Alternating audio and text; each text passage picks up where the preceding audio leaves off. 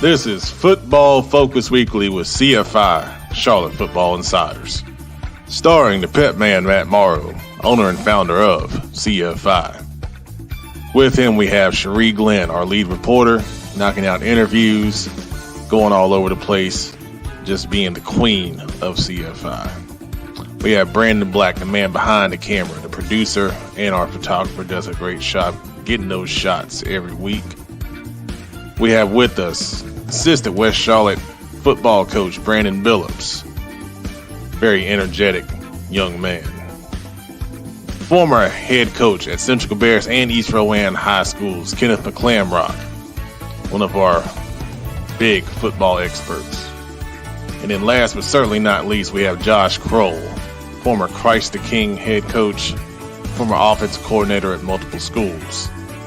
And we are Football Focus Weekly. All right. Good evening, everyone. This is the Pep Man, Matt Morrow. Welcome back to another edition of Football Focus Weekly, proclaimed by Independence Assistant Offensive Coordinator, Coach Brad Van Horn as the number one streaming high school football show in the United States. I didn't say it. He said it. I'm just passing it on to you. All right. So just to give you an idea what we're talking about tonight, we're going to start off with the rundown. We got 3 topics in the rundown we're going to hit. Then we're going to do a head coach spotlight. Our spotlight guest tonight is head coach Justin Clark of the North Gaston Wildcats. We're going to do a feature. I'm going to tell you about big-time players committed to the Under the Lights camp, our Under the Lights coaching staff, and the colleges committed to the Under the Lights camp. Very excited. This thing is getting bigger and bigger and bigger. We're going to sound off after that. I think we'll have a special sound off tonight. We got a lot of interesting things to talk about. Then we'll have the aforementioned Brad Van Horn as the assistant coach spotlight. And then we're going to finish it up with a chalk talk featuring our own Kenny McClamrock's offensive secrets. And I'm going to tell you, I saw a preview of it. Stick around for it. It's going to be really, really good stuff. All right. So we're going to start off with the rundown tonight, and we'll bring the crew in, and we're going to introduce our first topic. Good evening, Football Focus Weekly family. How we doing? What's up? Man. Good. I feel like we got the juice tonight, courtesy of the Juice Man. We'll get the hit sound off later on. Well, let's start off in the rundown. So first topic in the rundown, we got high school football coming back with private schools and upstate South Carolina. We got college football already started. And then we got pro football starting up. So we're going to come down the line. Out of those 3, which one has you the most excited? So normally I start off with the Juice Man, but I'm going to change it up tonight. I'm going to go with the producer, Brandon Black, and get his ideas on this. Well, I got to go with the root of it all. I'm most excited to see, some sort of high school football. It might not be in our immediate area, but it's going to be interesting to see how our Southern counterparts kind of handle the season, how things go, how they're able to, keep kids safe. Kind of look at just how the fans react. I feel like it's sort of a litmus test for how things might go here. So I'm very intrigued to see how they control all the elements, because we know, the further you go up the chain, college and NFL, they can control a lot of variables a lot easier than things can be controlled at the high school level. So I'm really intrigued to kind of see, how things turn out.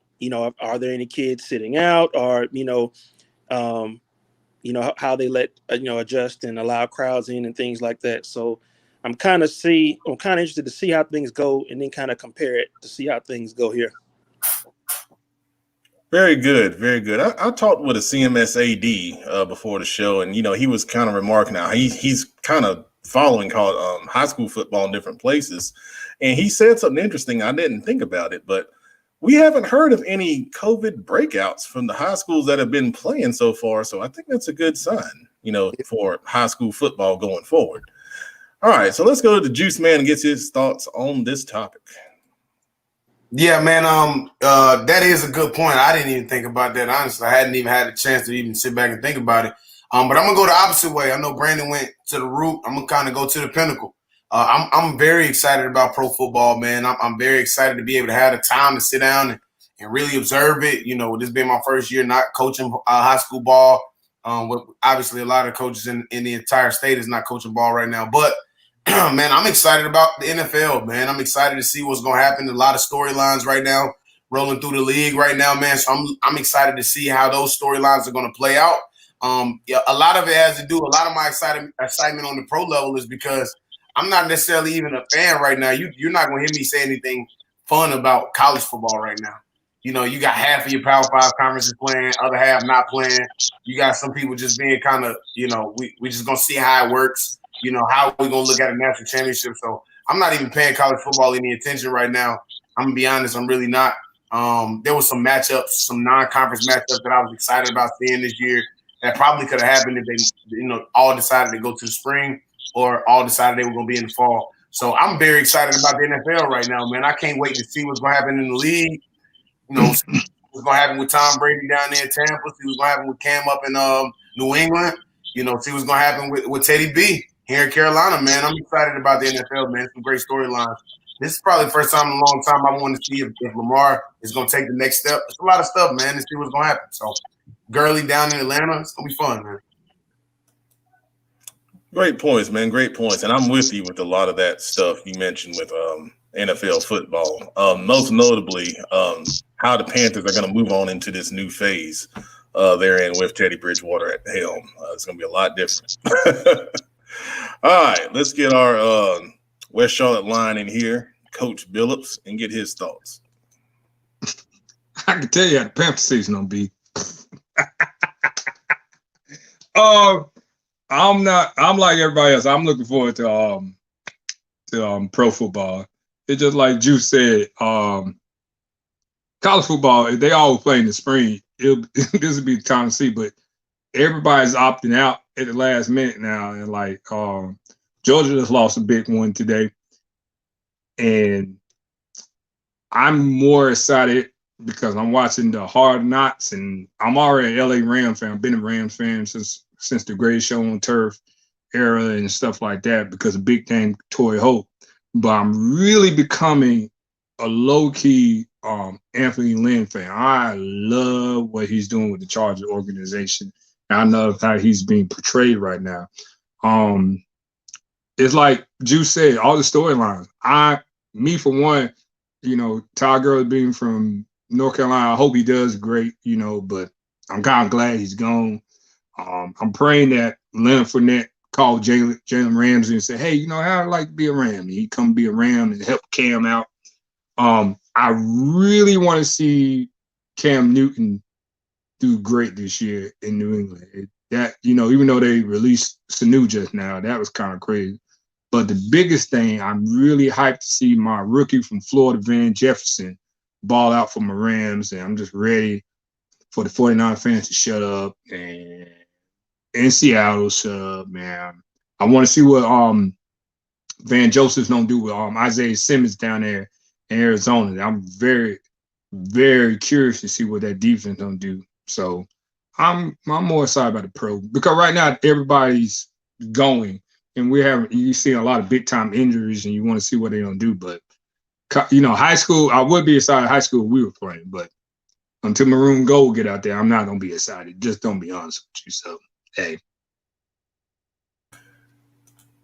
Well said, man. Well said. I can't fault you for that. You know, especially you still, you know, in the game. That makes a lot of sense.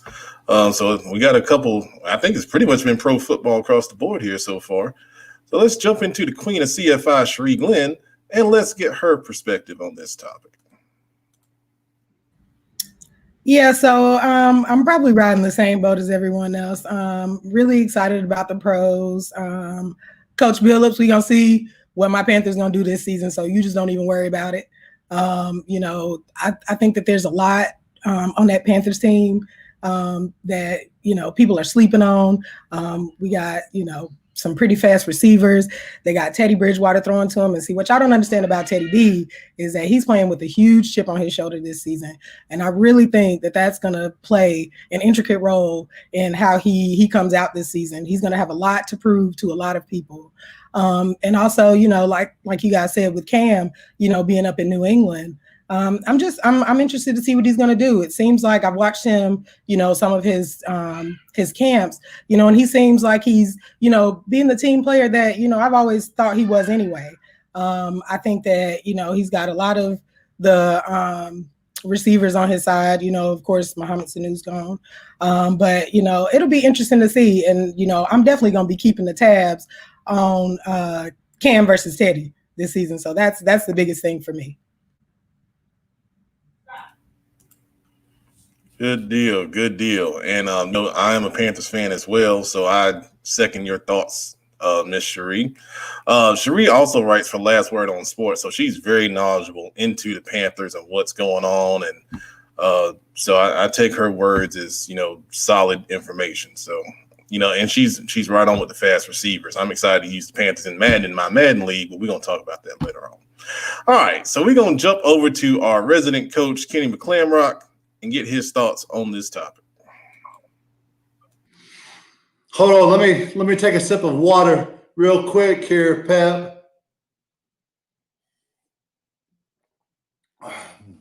The Panthers, baby. So my wife doesn't know this yet. If anybody knows me, they know I'm a little bit cheap, maybe a little bit frugal, maybe like to save some money. I dropped the Hulu Lab a few months ago when there are no sports. I'm going to have to pick it back up. So sorry to my two boys. We're going to have to get rid of Disney, and we're going to have to get rid of whatever other streaming app that we play so that I can finally watch some football again. Normally I would say that I'm most excited for high school because I think high school is where all the action is.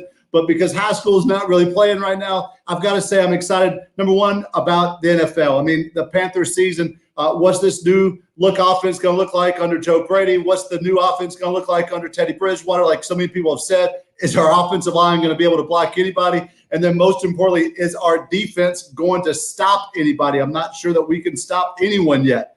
But I'm curious to see what that looks like. We'll see here in a week and a half when they open up. So weird to say versus Las Vegas. And then the next week we travel down to Tampa Bay to see maybe the top offense in the NFC. We'll see what happens there. But I'm excited about college football. The game last week.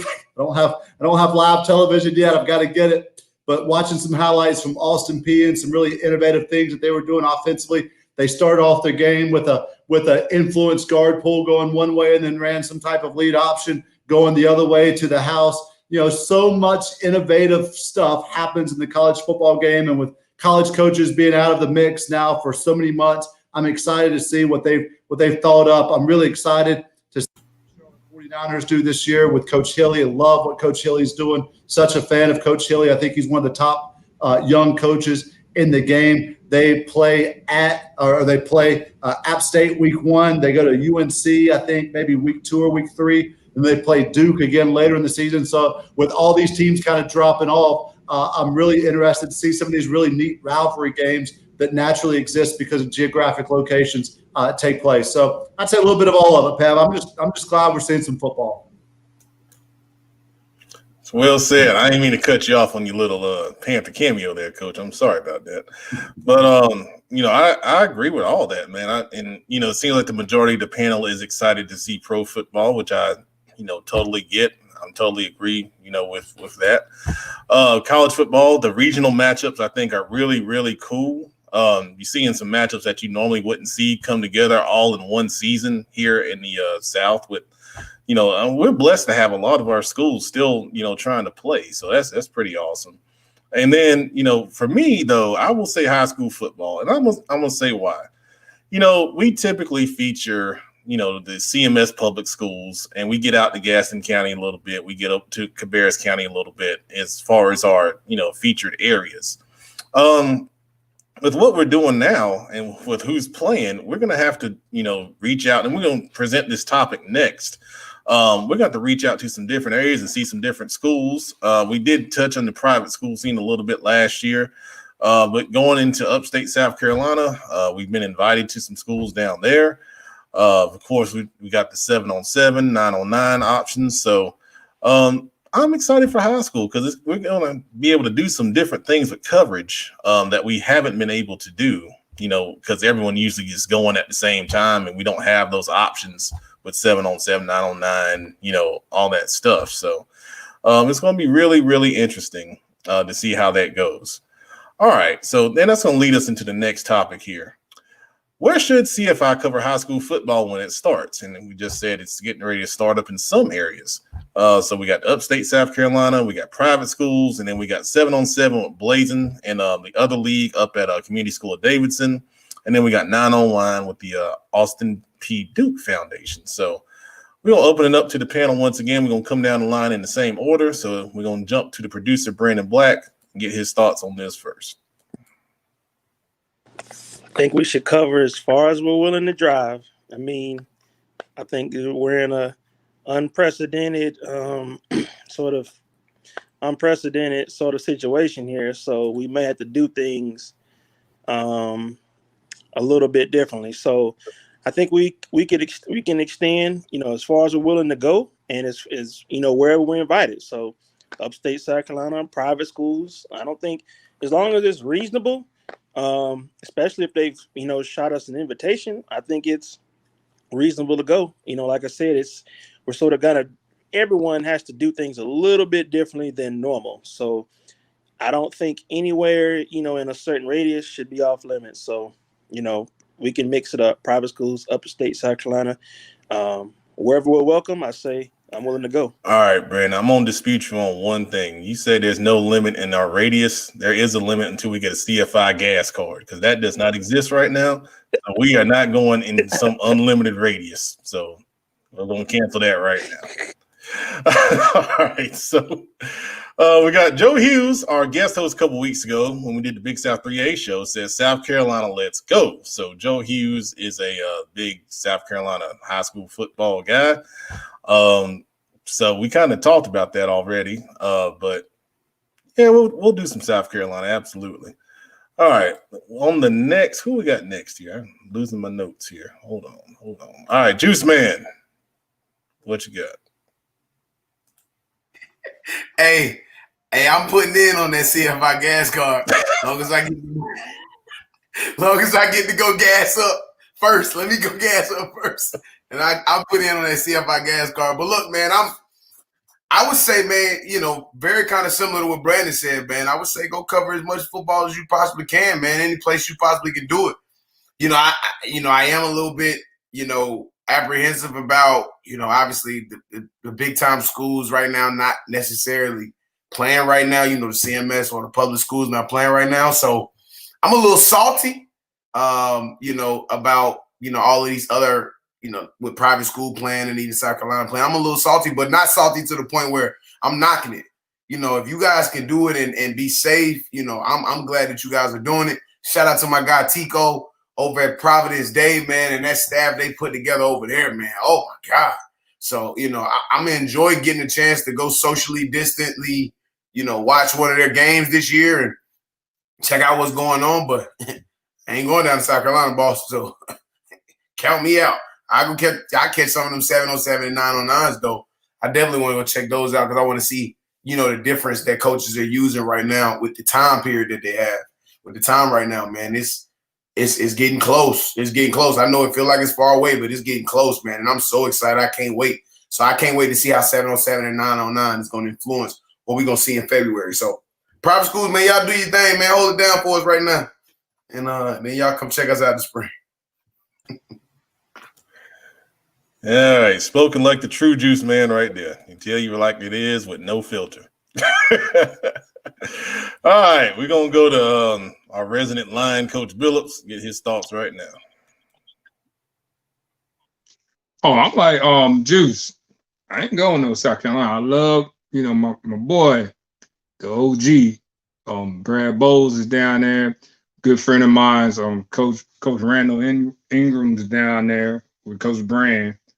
But I love them guys. I ain't dropping all day. Man. I got, on Fridays you dead at time anyway right now. But 7-on-7s, 9-on-9s, hit me and Juice up. We there.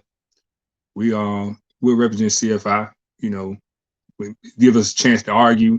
And Coach Juice could show you his Harlem Shake off the line release he be teaching his wide receivers, and I can sit there and giggle. But I was you, Pep. I definitely get to them private schools. I'm very, very interested to see what Providence Day is going to do, because they got a killer staff over there. My boy D Rich is over there with him. So I'm excited for him. Glad he's over there, But like I said, I'll help you out with 707-909. I ain't going to no other high school games right now unless it's old maroon gold playing. But or I go down there and I might go to Charleston, check out Brad Bowles, see what he's doing down there. And you never know. Just depend on how I feel. All right. So with you and Juice going to cover 707-909, we're going to give y'all some camera training so we can get some pictures and we can get them up on the website and share those with the world. So it's not too hard. We'll work that out. All right. Let's go to the queen of CFI, Miss Cherie Glenn, and get her perspective on this. I'm very interested to hear this because she does cover games. So here we go. Honestly, I would probably like to go see some South Carolina games, especially if they're upstate. Growing up in CMS and being a part of North Carolina high school football for so long, I kind of have an idea of what's going to happen. But, South Carolina, some of those schools, they talk some big games. And, I want to see what it's about. I want to see it in person. So if you're asking me, I would love to go see some South Carolina games. All right, there's something interesting going on in the background over there, so we're going to let you take care of that. But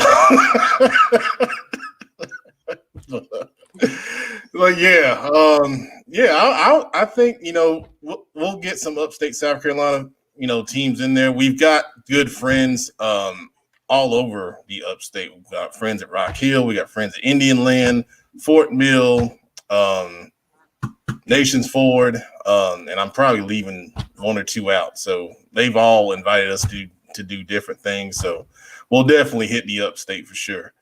All right, so let's go to our resident coach, Kenny McClamrock, get his thoughts here.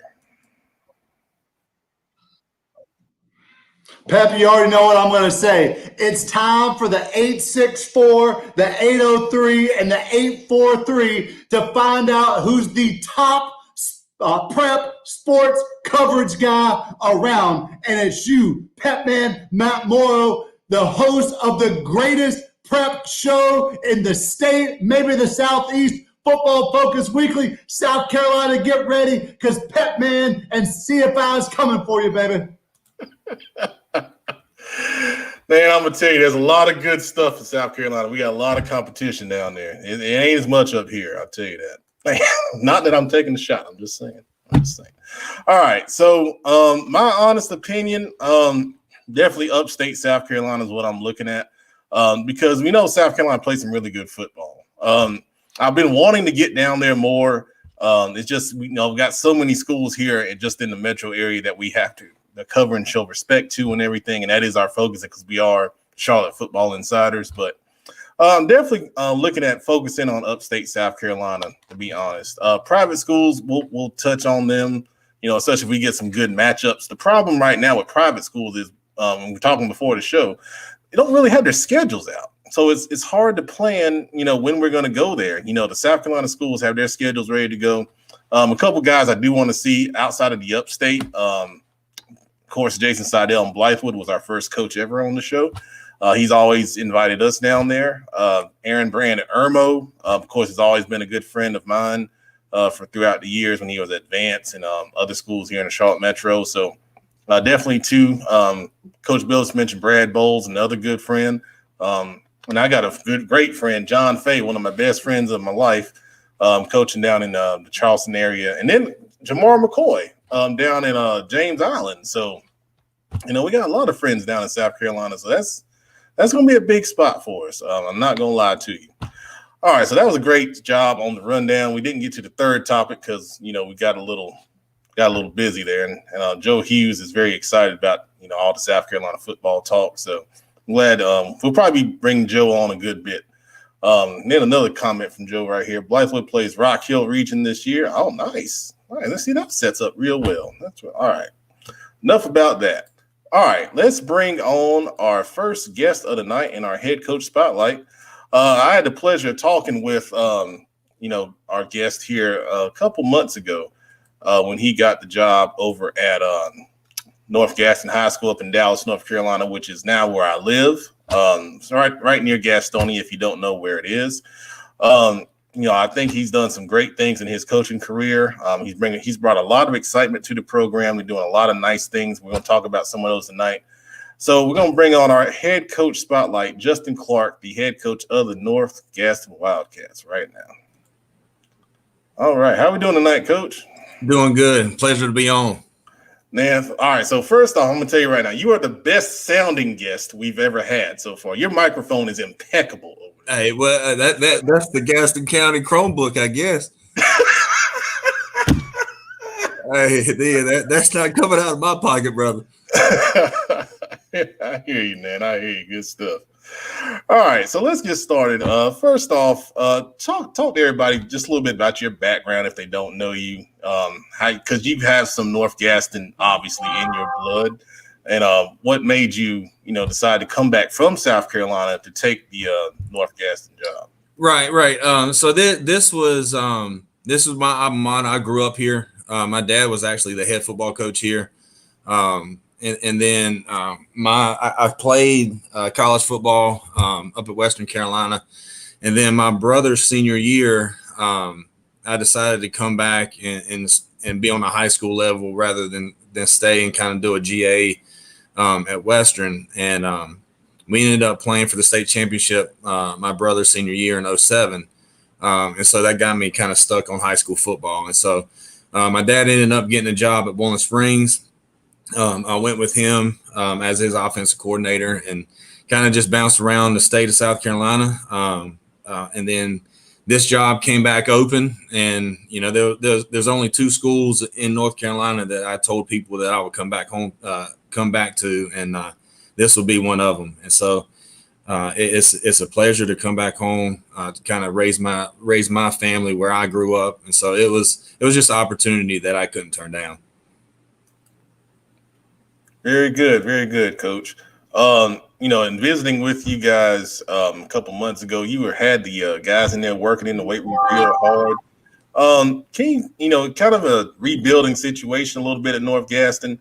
Realistically, first year goals, what would they be, and where do you see your team right now, considering what we're dealing with COVID-19? Right. I think realistically, we got to look at this thing.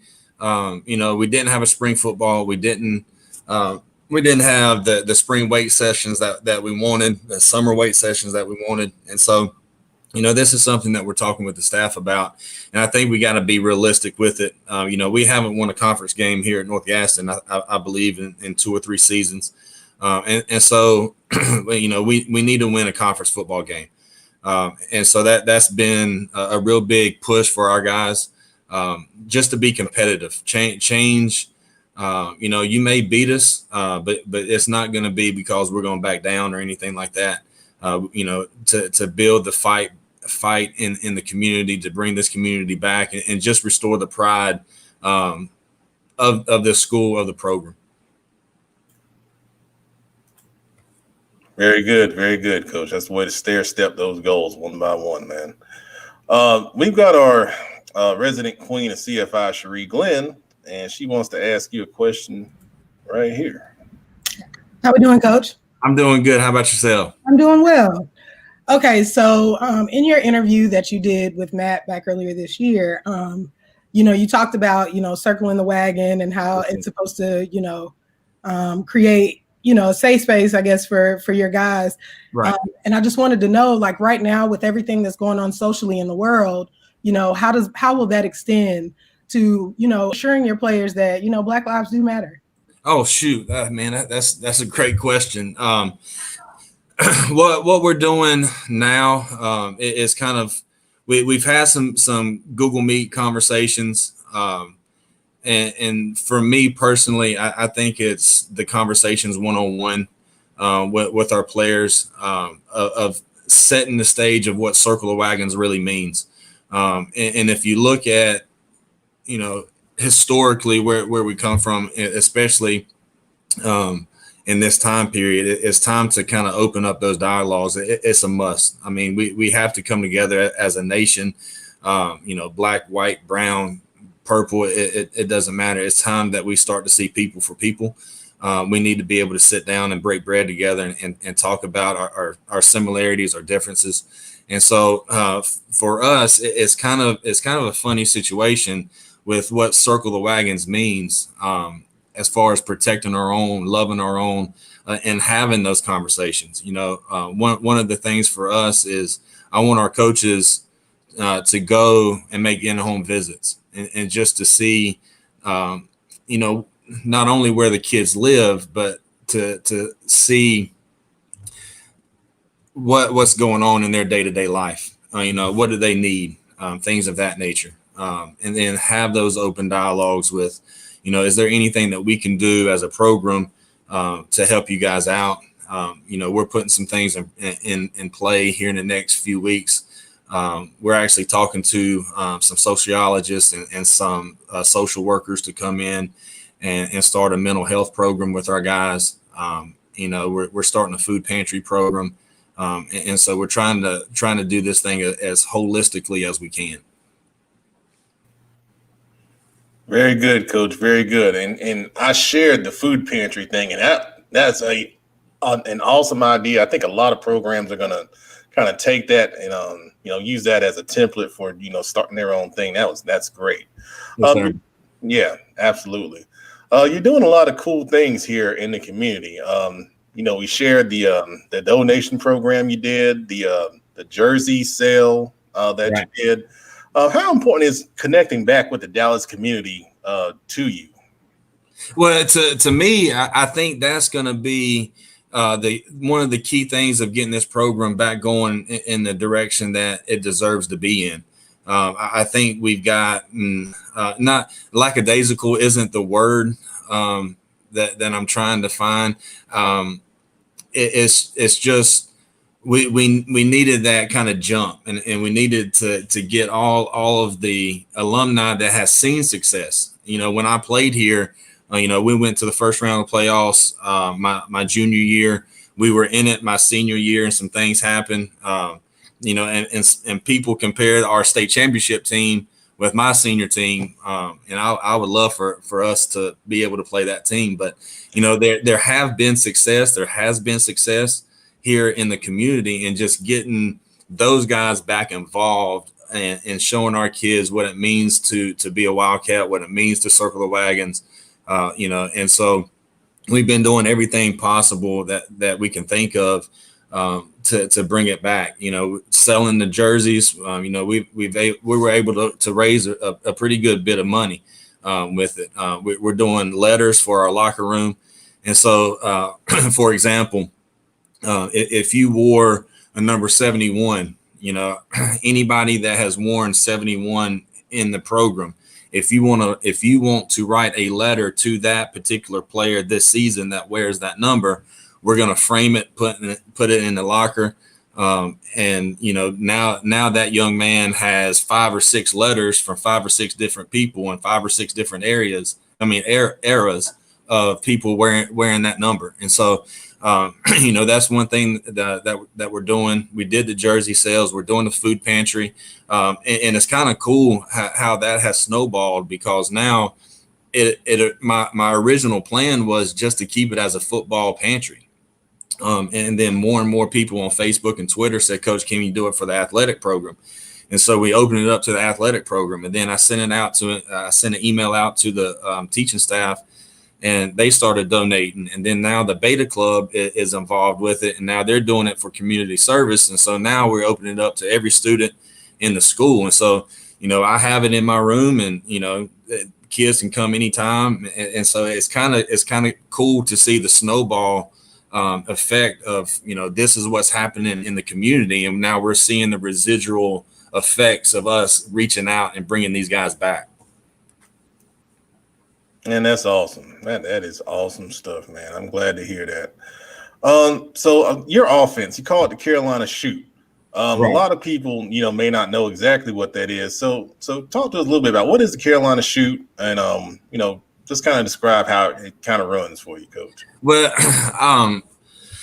I guess it was a blessing or a curse. When I was on the college level, I played for a lot of offensive coordinators, and so I've been around a lot of offensive philosophies. I'm a quarterback at heart, and so I want to throw the football, and so researching what I want to do philosophically, I was drawn to, what June Jones was doing in the run and shoot, and that takes a lot of time on a high school level to develop. And so we've kind of bastardized and dumbed down what he does and kind of blended it into what we have done successfully, and so.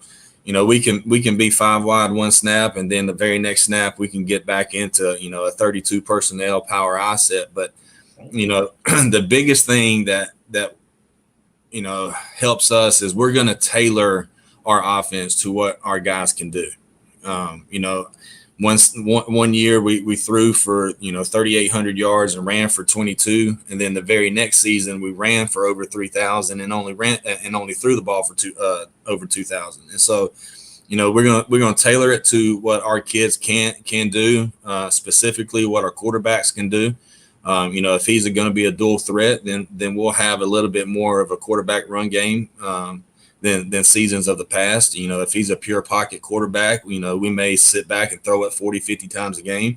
And so it's really kind of what we can do, but it's a blend of, taking the original run and shoot concepts with the post snap conversions and kind of manipulating it into an easier scheme for our high school athletes to go and compete with. Awesome, man. Like I told you when I met you, you're the closest high school to my house, so I want you guys to be good because I want to be able to get out there in 5 minutes. But come on, we need all the fans we can get in the stands, brother. I'm gonna be there. We got a couple comments, Coach. Otis Powell, my former buddy, defensive coordinator back in the day at Harding, QB1 Justin Clark. That's my guy. Good stuff, man. And then Joe Hughes, I think you know him. Justin Clark is the GOAT. Oh shoot, I don't know about the GOAT now, Joe. Y'all putting too much pressure on me, man. All right, Coach. Last question for me. Talk about some players that you expected do some big things for you in year one under your leadership. We actually got a transfer quarterback in from Georgia, kind of a quarterback athlete type kid, and he can throw it as good as anybody that I've coached on a high school level, and that's including Dylan Thompson that went on to play at South Carolina and got picked up by the 49ers and Rams. And so I'm really excited about watching him and kind of the quarterback competition that we're going to have. We got some kids at receiver that I'm excited about. You mentioned Brian Coley earlier with it. I believe that we're going to have some more receivers to kind of be that type of athlete with him. I think we're going to have good size up front. They're going to be hardworking. They've probably been one of the hardest working groups since I've been here. Defensively, we're going to have a linebacker, Colby Pruitt, who's going to be real special this season. Our outside linebacker of Ian McFadden, he's going to be a good one. Our quarterback last year, we're going to move him to outside linebacker this year. I expect really big things from him. His mindset is a defensive mindset, so I'm excited to watch him go hit somebody. And so I think we got some pieces that we can compete with. We've got some kids from the halls that was walking the halls that didn't play last year. I'm excited to see them in these skill developments. That kind of warms my heart of seeing some people walking in the halls, coming out and playing. And so I'm excited about what they can do. And so it's coming. Now we just got to put it together, figure out what they can and can't do, and then just maximize what they can do. Well said, Coach. Well said. I'm excited to see, some of those guys. I've talked to some of those guys, when I came and visited before. I think, it's going to be a lot of excitement, coming out. And what's the name of the stadium? It just slipped my mind. Trudenac. All right, Trudenac. And I would have said it wrong too. So there you go. There you go. There's going to be a lot of excitement over there. And, Coach, I appreciate you coming on and talking with me again, man. And, we'll see you soon, hopefully. Yes, sir. Yes, sir. Anything I can do to kind of further what you guys are doing. Thank you for what you do for everybody around the area. And y'all need to go catch some ball games in South Carolina. Y'all can get up in the car with me. And I'm about to go watch some practices. I'm about to go watch some games. So hey, get in the truck. Let's roll. All right, man. So you right around the corner. So I'm gonna jump in that. I'll just ride in the back. Come on.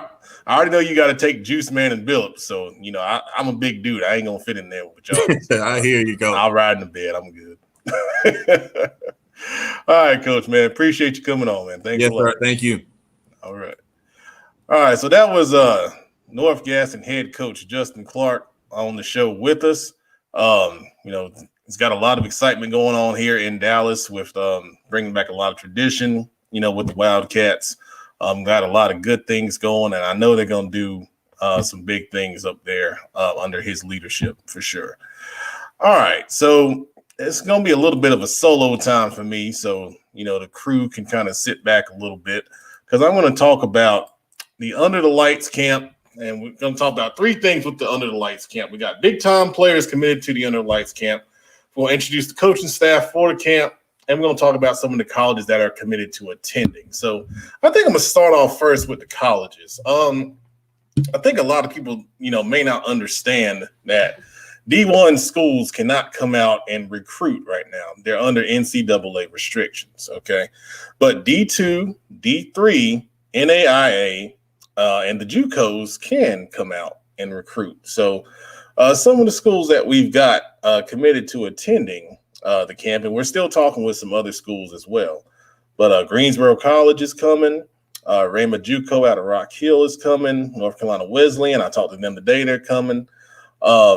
And then we've got a couple other D2s that are coming as well. They just kind of slipped my mind just now. I think I'm losing, man. It's been a long day, but we got about 6 or 7 colleges that are committed, and we are talking to at least 6 or 7 more. So please, a lot of the camps are advertising live streaming, and I think it's very cool. But I'll tell you this, when you got a live stream going, you don't know who's on the other end necessarily. When you got college coaches there in person, you can't deny that, So that's one of the things that we really try to sell here is college coaches being there in person. And thank you, Brad Stubbs, for the comment. I appreciate that. So those are, as far as colleges go, we're going to have a lot more to come. We're still, almost 2 weeks out. So we're still doing a lot of work behind the scenes on that. All right, so as far as the coaching staff goes, very excited. We got some good guys on this staff that are, in the mind of our vision with Charlotte Football Insiders and the camp, which is, players first. And a lot of these guys said they would come out and do it for free, even though, they are getting compensated, but a lot of them said they didn't even want the money. So quarterback position, we got DJ McFadden, and then we got Coach Montez Lash of the state champion Vance Cougars leading our quarterback position.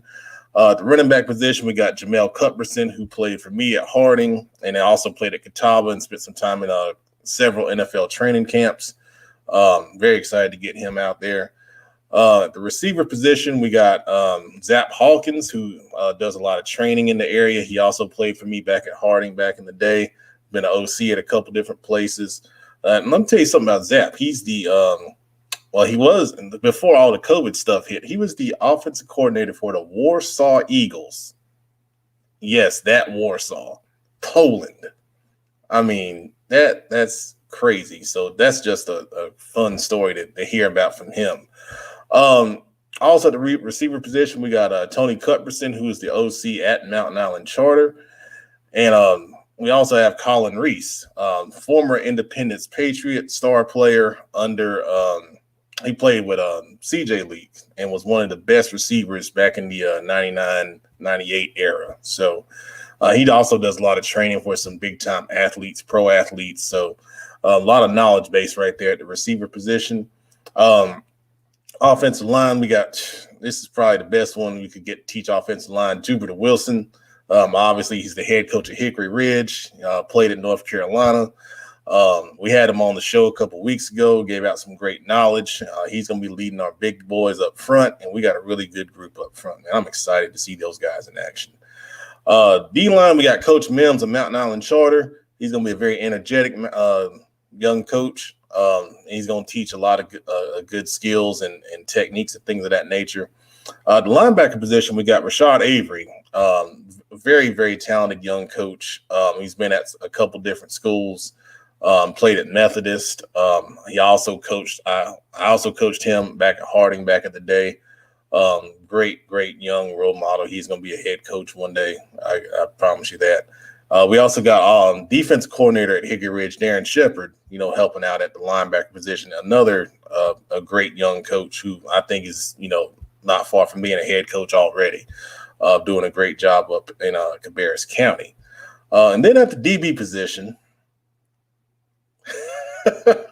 I should bring him on, but he's posing in the background. Our very own Brandon Billups will be leading the defensive backs. We got a couple other guys to help him out. We've got Randall Akers, who coaches at Vance High School, does a very good job over there. And we got Cam Sullivan, who's coached at some different camps, coached DBs, a couple different schools. Also coached Cam Sullivan at Harding back in the day. And he's one of my favorites, man. When I was there coaching him, I swear he was a third string wide receiver. And he will tell you this. He was third string JV wide receiver on top of that. And we thought, man, this little dude ain't going to – what are we going to do with him? And, man, he worked hard.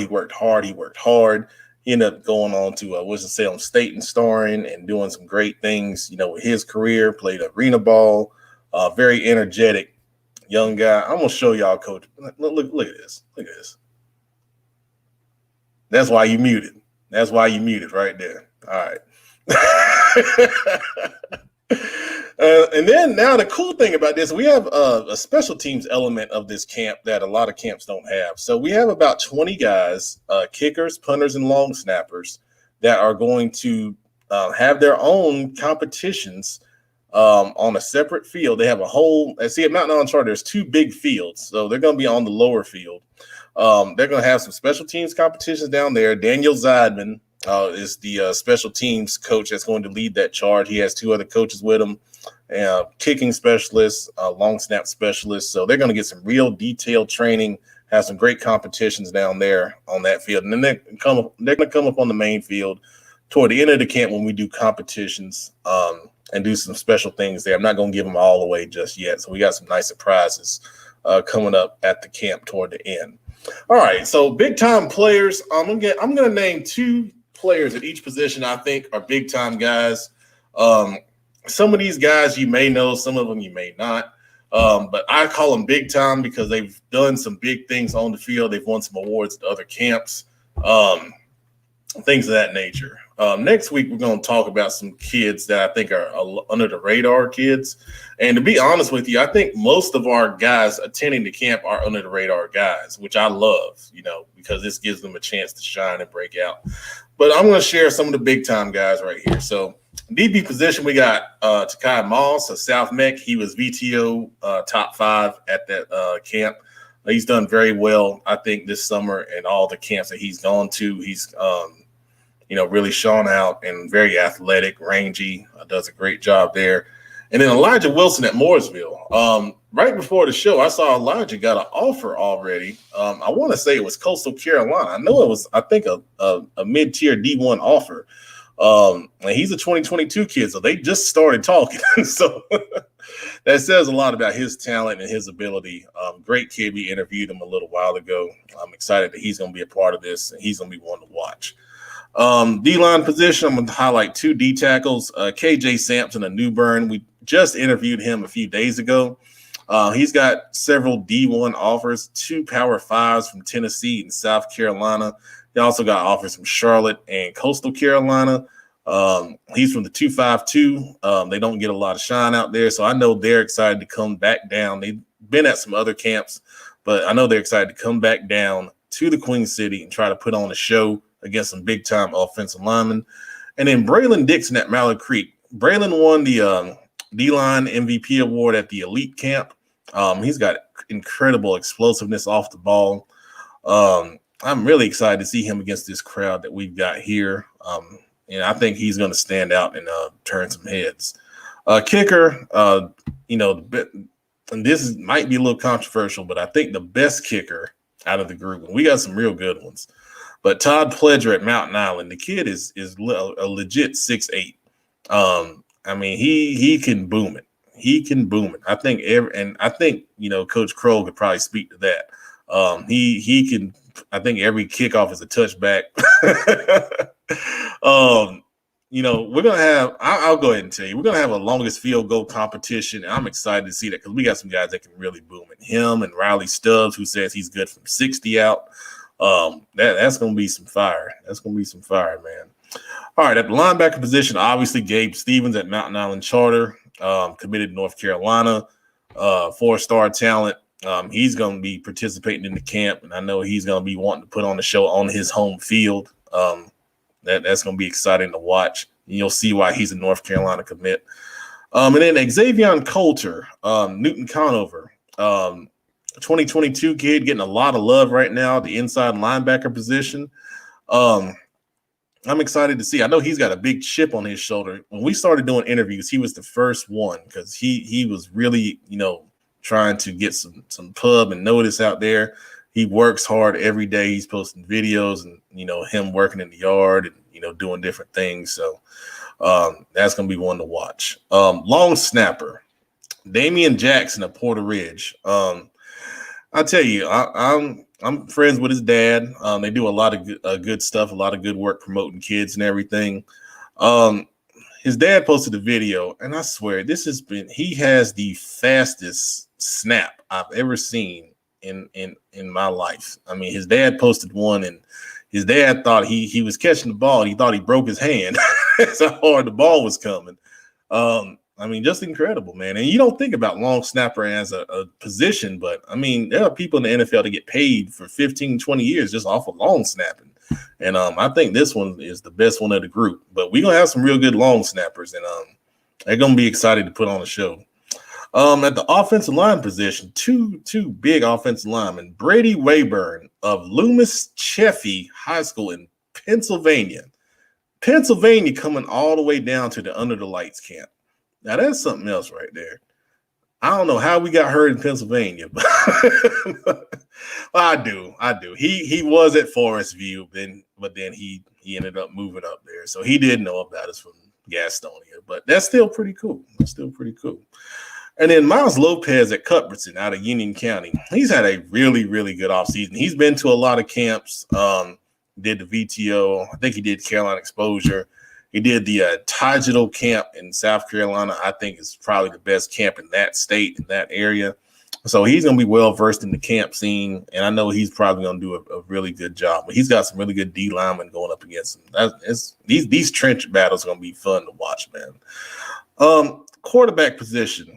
The first one I want to talk about is Cameron Croma from A.L. Brown. We had Coach Merritt on last week. The offensive coordinator, A.L. Brown, he talked about how he's so excited about this young man. I interviewed this young man a few weeks back. Well-spoken young man. He's 6'3". He's a left-hander. He can get it done in the pocket, but he can run a little bit too. I think some of these college coaches are going to be salivating when they see this young man in action. Really good delivery. Those are accurate football. He's got good arm strength. I think he's going to do well. And then Evan Bernard at Cuthbertson, he compares himself to Drew Brees. Interviewed that kid a little while ago. Very accurate with the football. Good arm strength. He can get it where it needs to go. He's got several, kind of mid-tier offers, that D2 level. So there's going to be a lot of coaches there interested to see him in action. And he may get some attention off of this camp right here. The running back position, two Charlotte guys, Javaris Buford, Charlotte Latin. He's been a star there for as long as I can remember. Really athletic kid. I think he's a little under the radar at Latin, but he is their guy, and he can get it, and his vision is impeccable. And when he gets it, he's one cut and go, and that's what you like as a running back. So I know he's chomping at the bit to, go up against some of these bigger name public school guys. And one of those guys is Jamar Price from Providence at the running back position. I'm going to tell you something. If there was a kid that, if I had to choose and say, which kid do you think could be president of the United States one day, it's this young man right here. And Coach Billups, once again, wholeheartedly agrees. You still muted, Coach. All right. But yeah, Jamar Price, man, oh my goodness. He's going to be one to watch, absolutely. And then the receiver position, as far as, star power, I think these two right here are what you would say are the stars. Josh Johnson and Audrey Kell coming off a really good performance at Carolina Experience, 6'1" kid. Just, really, really good route runner. He's got good speed. He's a riser. I'm excited he's participating. And then, of course, the 4-star Dakota Twitty, Thomas Jefferson, big, tall kid, 6'5".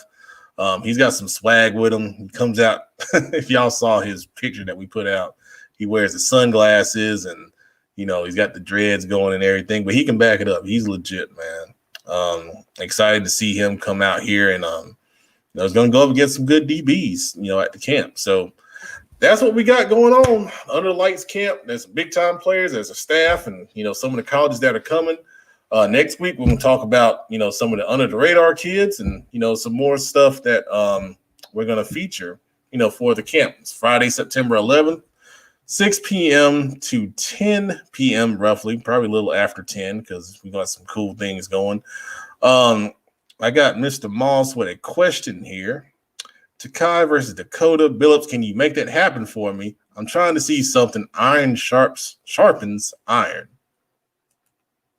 There's Coach Billups' seal of approval on that, and we will make that happen. I promise you we will make that happen. All right. Thank you, Coach. Okay.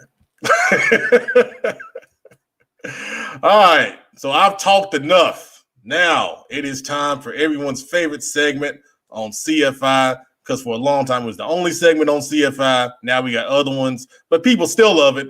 It is time to sound off, baby. And when we sound off, we got to lead off with the Mr. Juice Man himself, Coach Josh Kroll. And he's going to lead off on sound off. What you got, Juice? Pep Man. If I do it right. You're right, Pep. Right. Oh, there it is. Hey, I'm going to start off with a little old school pump it up. We got some problems. Killer Cam, boy, I know everybody been talking about everything you going to do, and I had a whole nother sound off playing until the bomb dropped. You know the old school Gap Band song, You Dropped the Bomb on Me. Bill Belichick, you done dropped the bomb on me, man. Now that man Cam been working with Mohamed Sanu. He spent some time with the guy, trying to figure out what he was gonna do. And outside of Julian Edelman, this who you done now left my guy with. Gunnar Olszewski. Don't know who that is. Jeff Thomas. Don't know who that is. Isaiah Zuber. Andre Bacillia. Come on, Billups. You know how I'm feeling right now. Cam was supposed to go up to New England, reconvene and take over that AFC East. And now you take Mohamed Sanu away. What happened? And I know, Jeff Thomas there from the U, but god darn, man. What we gonna do now, Cam? You got to show me something, baby, because now it's your time to shine. This your time to shine, baby. We've been sitting around waiting. We've been anticipating. We've been hoping you're going to be able to get it done. All I want to know is, will Bill Belichick do what he got to do and go get Alvin Kamara? Sound off, baby. That's all I got for the night. Belichick and Kamara. Now that's interesting because there was mention of a trade, but now they're saying they're close on the contract negotiations. So I don't know. That would be. But you see, when with the Patriots and running backs, man, you never pick a Patriots running back in fantasy because they're always trying to change it up every week, man. It's very frustrating. Very frustrating. All right, so let's give Coach Billups a chance to respond to that since Juice Man said something to him. There we go. First of all, I forgot my boy Jeff Thomas was there. So Cam's all right. They really don't need another.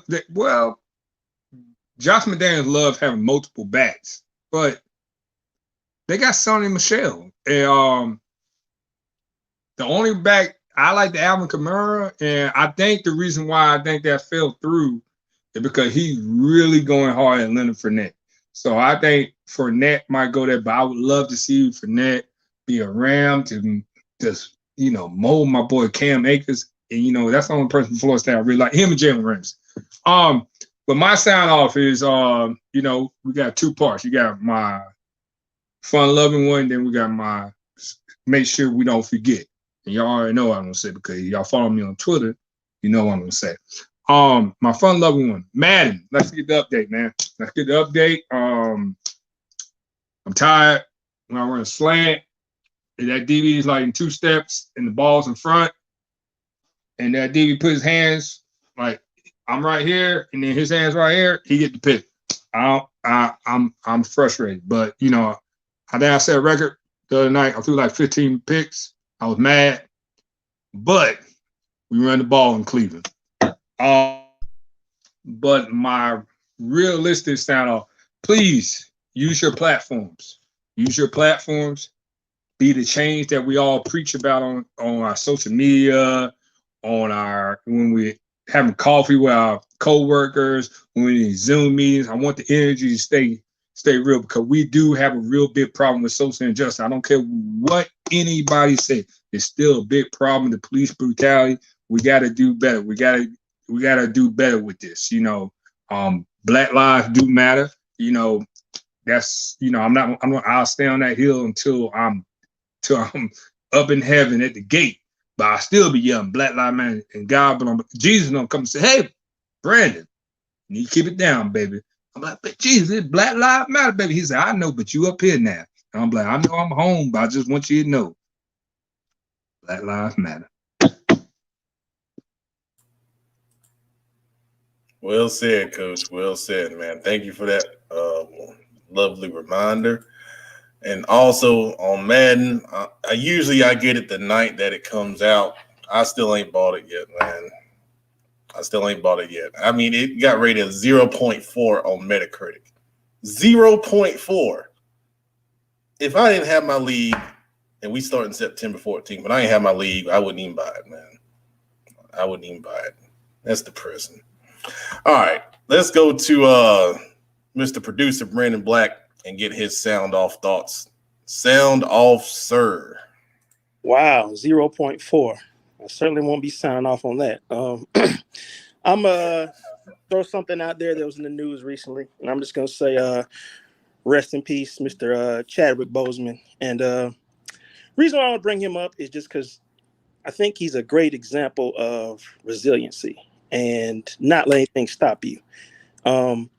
We got a guy that was, diagnosed with cancer in 2016, but kept on working, didn't let it stop him. And I think in today's society, we're always looking up for, examples of kids, for kids to look up to and things like that. So I think, he just showed a strong will to just keep going and not letting things stop him, visiting kids, things like that. And perfect example of not only just young people, just people in general, just not letting things stopping you. You get knocked down, keep going. And what most people don't realize, being a movie star is more than just shooting the movie. You got countless promo tours, talk shows, things like that, conventions and things to stop to. And this guy just kept on going, didn't publicly complain, and just showed just a great testament to keep going. So, R.I.P. Chadwick Boseman, great role model. Beautiful. Well said. I totally agree, man. Totally agree.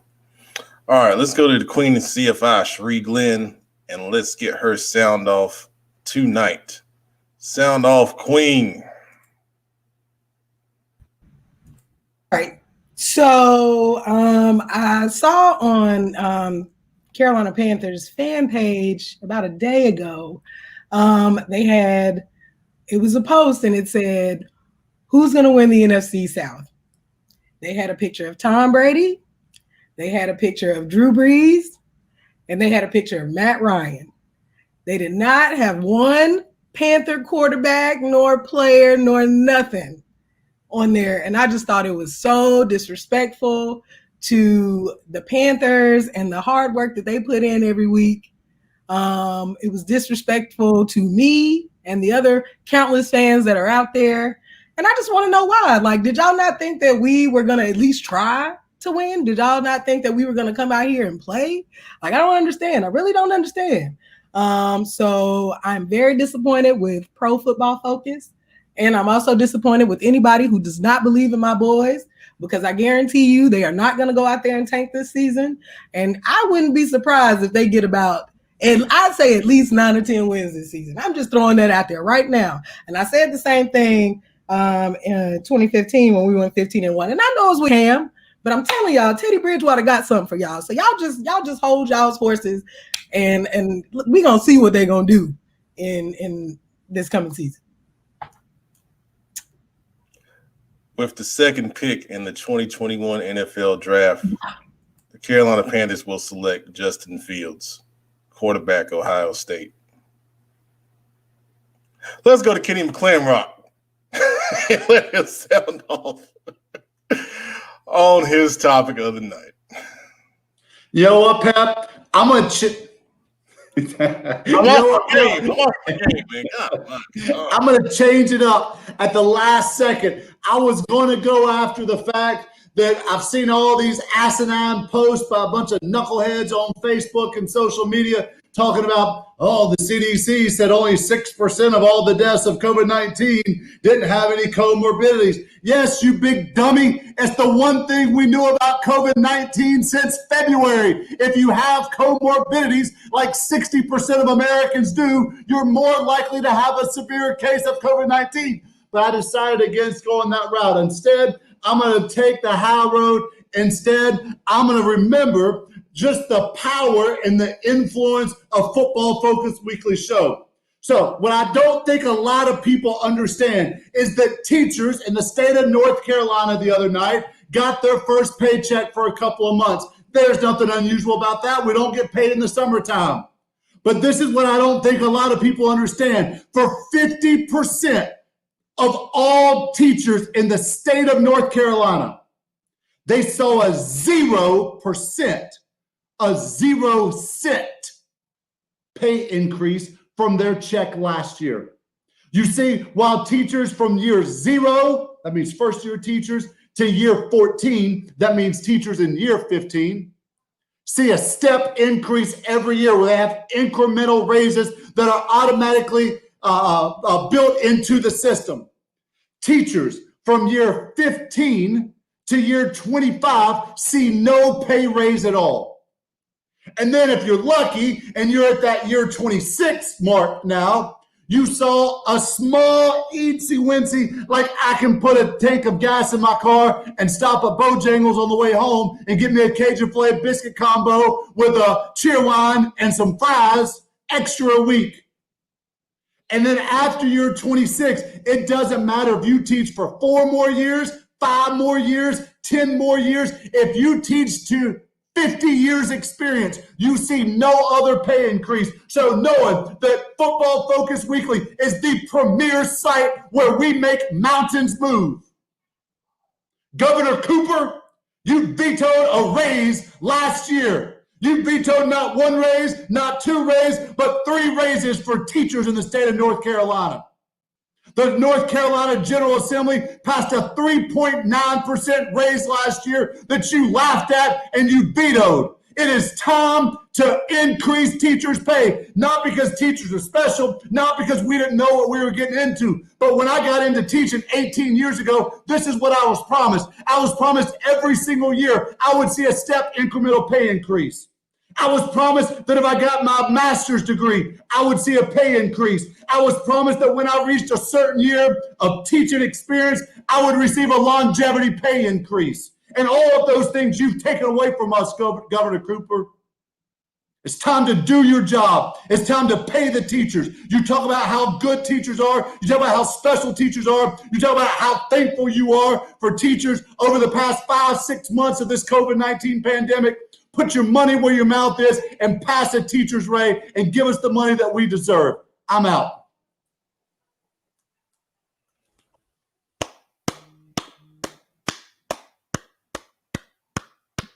That's all I can do for that, man. I'm gonna tell you right now, that's why I don't teach. I make a lot more money not teaching. I'm just being honest. I'm just being honest.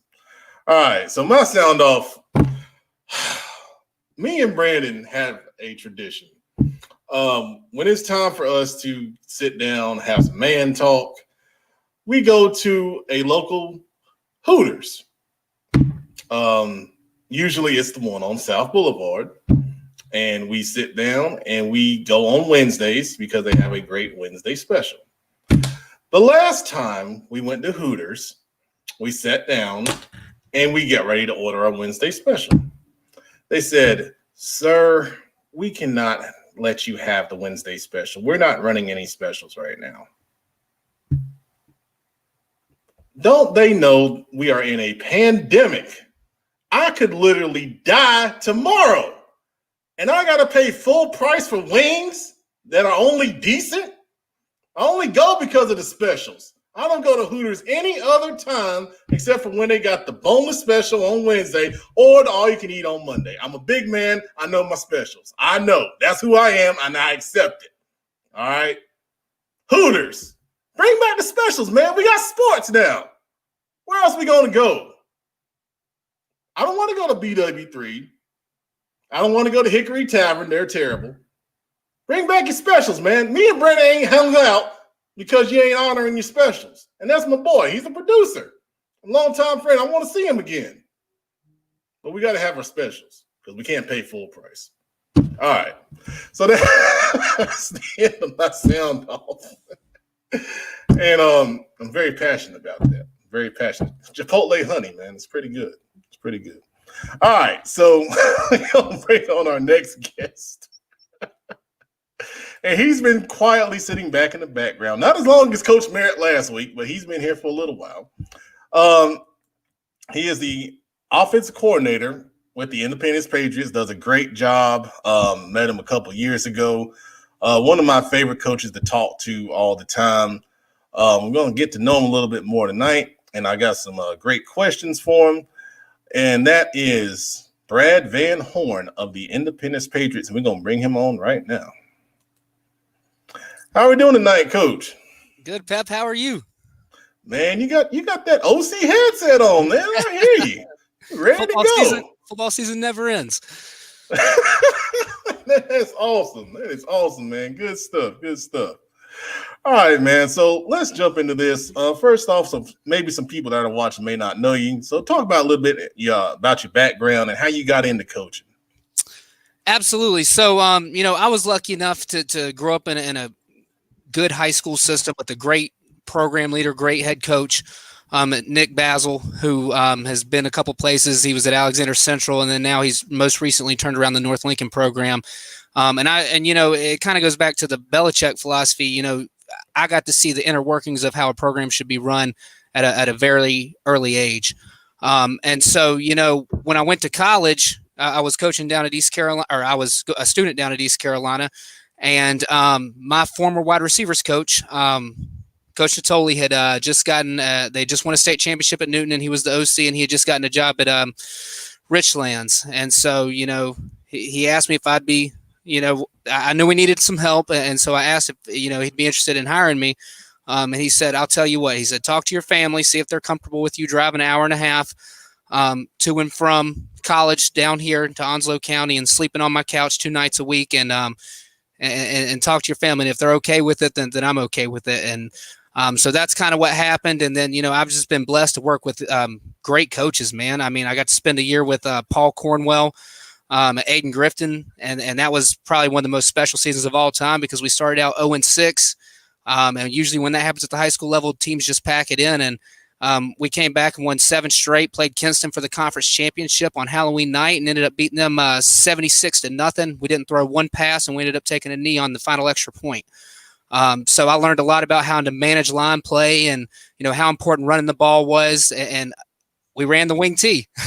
So, there's a lot of good football in Eastern NC. And then when I came back, I was lucky enough, played at West or coached at West Iredell, got an OC job there with Coach Natoli. And, we were playing in the 3A, 4A MPC, and we were probably the only school that had 2A ADM numbers. So we're out there playing with a 2A roster, against Lake Norman, who had Josh Ladowski, who ended up losing by a touchdown to Mallard Creek in the semifinals that year, or in the Western Finals.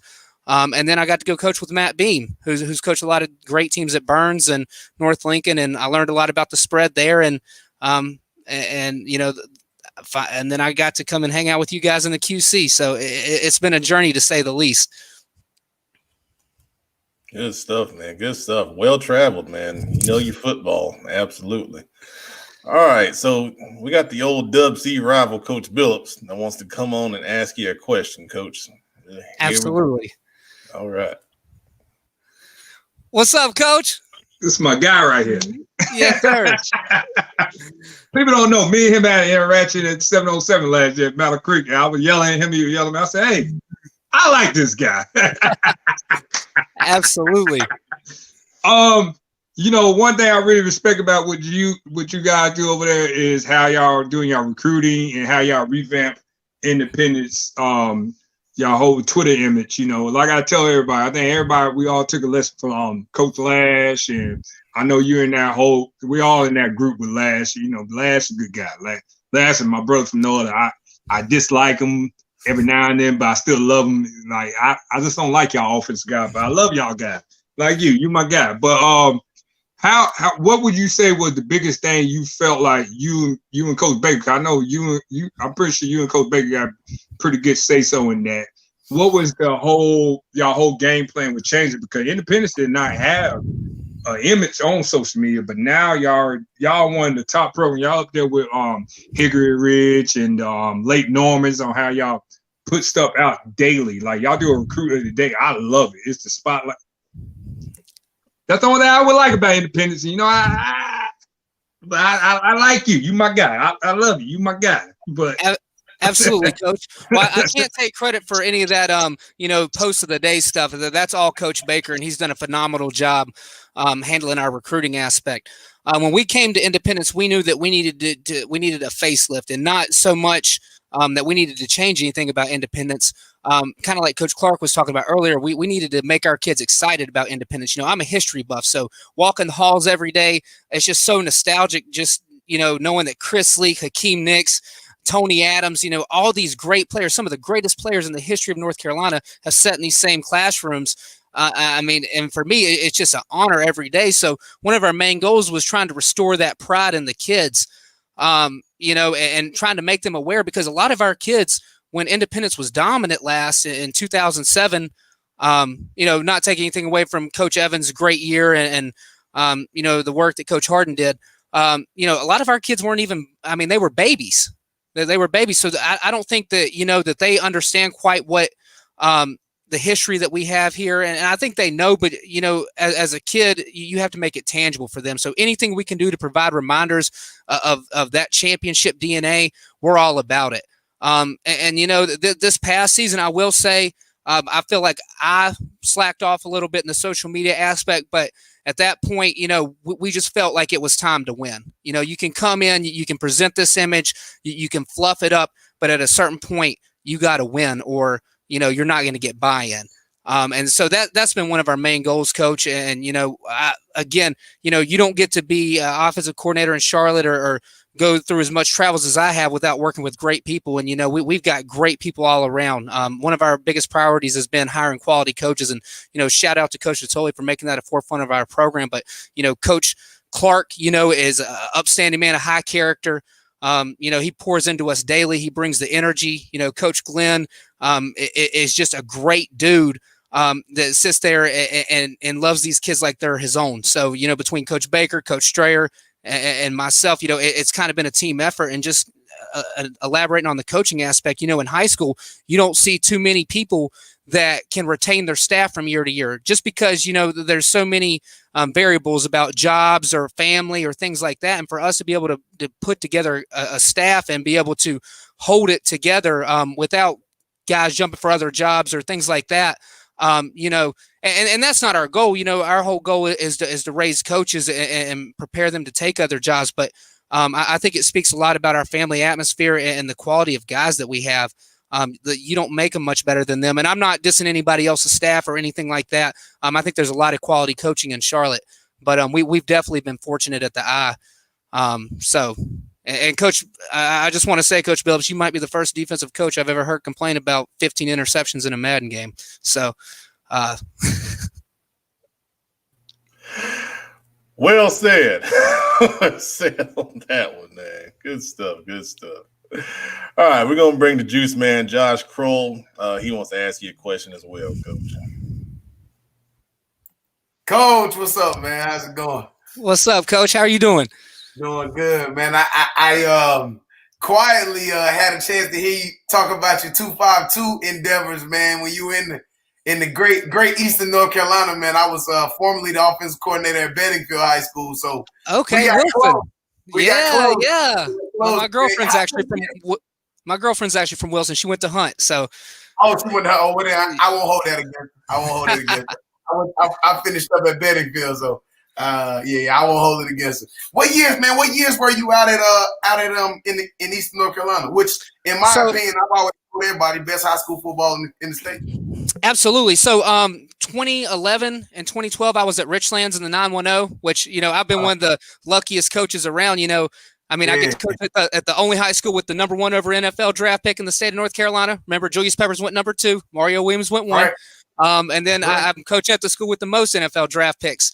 So, it's been a blessing. And then after that, 2013, I was at Aiden Grifton for 1 year as I finished up college. Okay, yeah, so we were in the area around the same time. Man, my next question is, man, how has the process been right now, man? As an offensive coach, I know I have no idea how I can be able to navigate through this time process, man, and everything that's going on. So how has the process been, man, engaging with your guys, being able to interact with your guys, man? How's it been? So the biggest thing is just trying not to build them up for the letdown. And what I mean by that is, knowing we're going to get started, not trying to, the old coaching adage is you want to be playing your best football at the end of the season. The same holds true. You want to be playing your best football at the end of the preseason leading into the season. So, when you get on these highs, we're going to start, we might not start, and then the air goes out the sails. That's been devastating. But, we've been in Zoom meetings like everybody else, position group meetings. We've got a great coaching staff. We're all relatively young. I think I might be the third oldest coach on staff, if that says anything. So technology wise, we're adapt to, how to reach the kids. The kids are excited. They're chomping at the bit. They're asking us every day, when can we go? When can we go?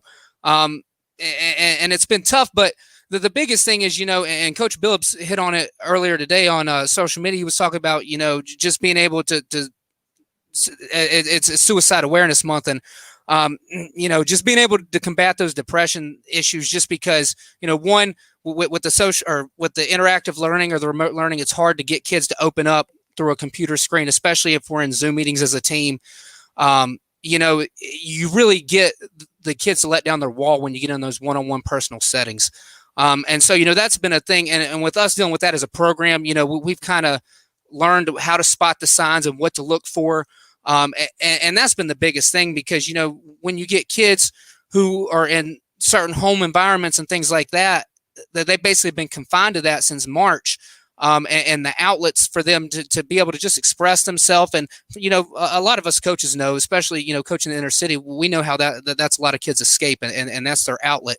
And just like when we'd have mask pickup and things like that, just seeing, smiling, interacting with kids. We had kids that already had masks that would come back on day 2 and day 3 just to hang out with us. So, it's just been special the way our kids have responded. We've been through some stuff at Independence just within the last 3 years from the early season exodus with the playoff fight and, a travesty with the kid or my man Flash passing. And, this is easy. We're built for this. So this is not anything that we haven't been through. I mean, we've been through things way more difficult than this. It's just all about providing hope for our kids and, helping them see that there is a light at the end of the tunnel. Well said, Coach. Well said, man. Coach Billups wants to say something right here. Absolutely. Hey, I don't think a lot of people, a lot of people misread what they didn't really see what all I said. I am a survivor and I'm proud of it. You touched on some things that really hit home for me. When you go through some stuff like that, I don't think a lot of people know I was, 15 years in the military. After my last tour, that PTSD, it was punching me. It led to my untimely divorce, and my daughter had just came in, and I just didn't like myself.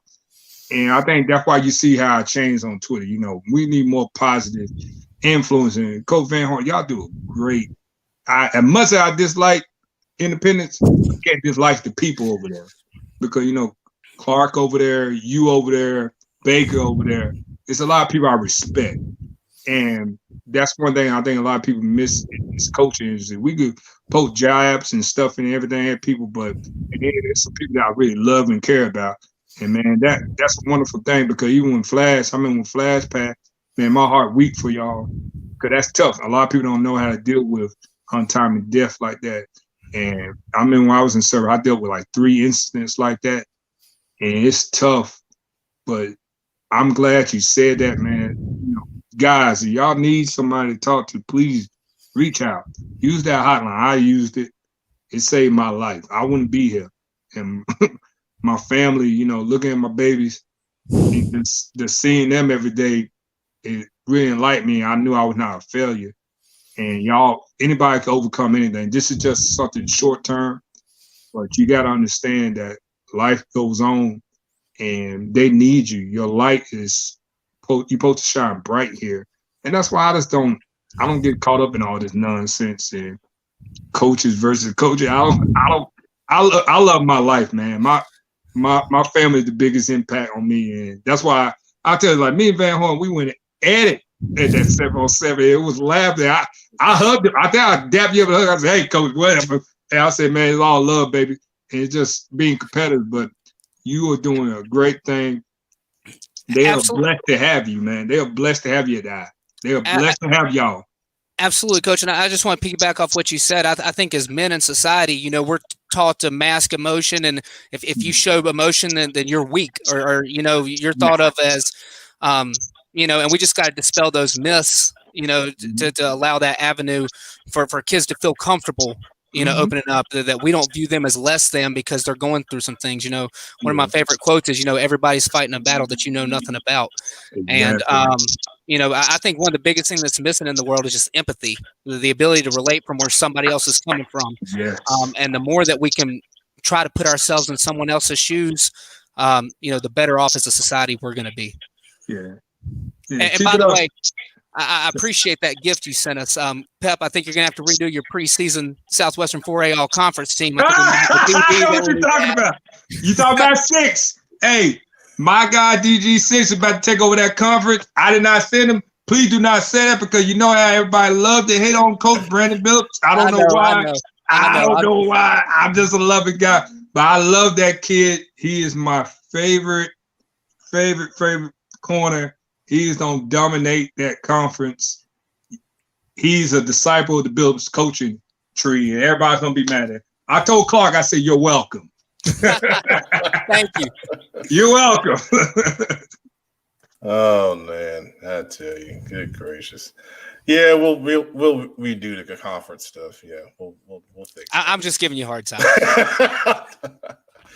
All right, so we got our resident coach, Kenny Clamrock, wants to come on and ask you a question as well, Coach.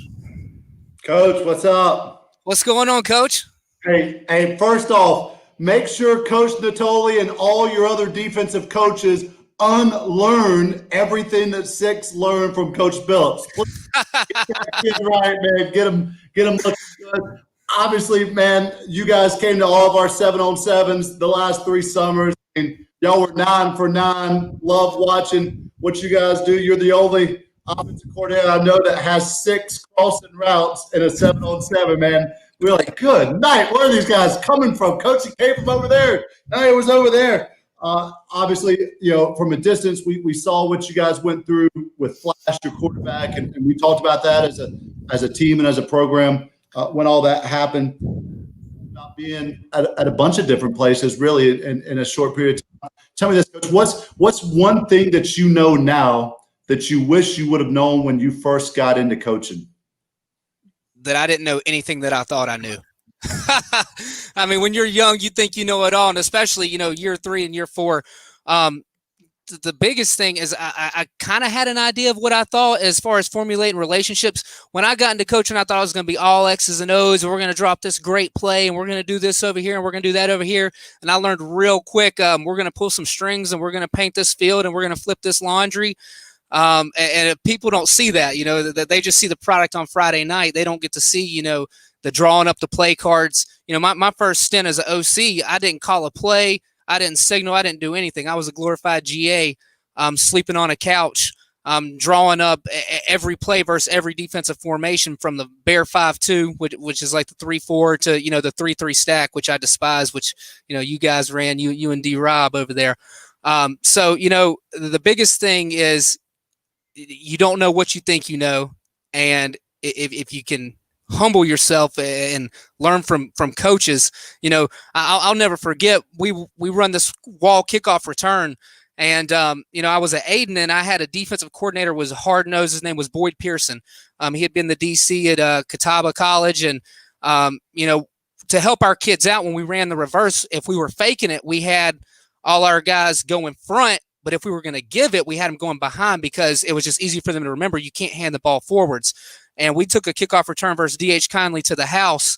And, I said, how'd you like that fake? And this dude grabbed me up by my armpit on the sideline and treated me like I was a kid, rightfully so. But he did a great job of making sure that I knew, listen, young guy, like, you don't know what you think you do. And from that standpoint, it's just been a growing experience. So if you put yourself in a position of, I always got to get better, I need to be a lifelong learner. I think we were the only school in Charlotte last year, or probably one of the only ones in North Carolina. We ran 3 different offenses. We were in the spread, and then Arnold tore his ACL. We went to the 2-back triple option and started running some twirl motion. And then by the end of the season, we were in the single wing. And, Coach Clark hit on it earlier. Coach Justin Clark said, talking about his offense, well, we're going to do what gives our kids the best chance to win. So if we're struggling throwing the ball, if we have somebody go down, we owe it to our seniors who have given everything to us. We owe it to everybody in the program to give our kids the best shot. And so, that's what we're going to do. And, as you start getting closer to the top, you realize, scoring 40, 50 points a game is great, but if your defense has to defend 80 plays, you're not going to win very many games. So, when you start looking at the totality of the program and the big picture like that, you really start to reassess what you thought as a young coach. Because when I was coming in, I'm like, man, we're going to throw the ball 50 times a game. This is going to be great. Ain't nobody going to tell me anything. And then, I learned real quick, and I learned the hard way. So great question, Coach. Yeah, absolutely. That leads me into my final question for you. The changes you made on offense last year, like you said, you pretty much ran 3 different offenses. And I'll tell you from afar, when I was, looking at highlights and studying, different things, I was just amazed at how you guys would just kind of switch from what you were running with Arnold and then Shy coming in at quarterback and just, completely changing things. And the biggest thing that caught my eye was, we were at the first RGKL game in the regular season. And then you played them again in the playoffs, and it was a whole different scheme, man.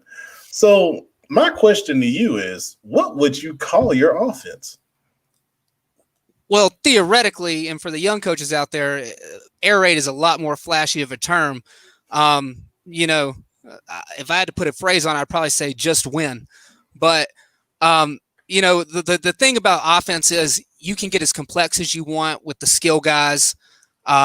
But if you can keep it simple for the big guys. So our offensive schemes didn't change because we were still running gap scheme. When you run triple option, you're still veering down on the front side, just like you do with GT counter. So the schemes didn't change whatsoever, and the terminology didn't change. We were just able to tag and, be able to incorporate that.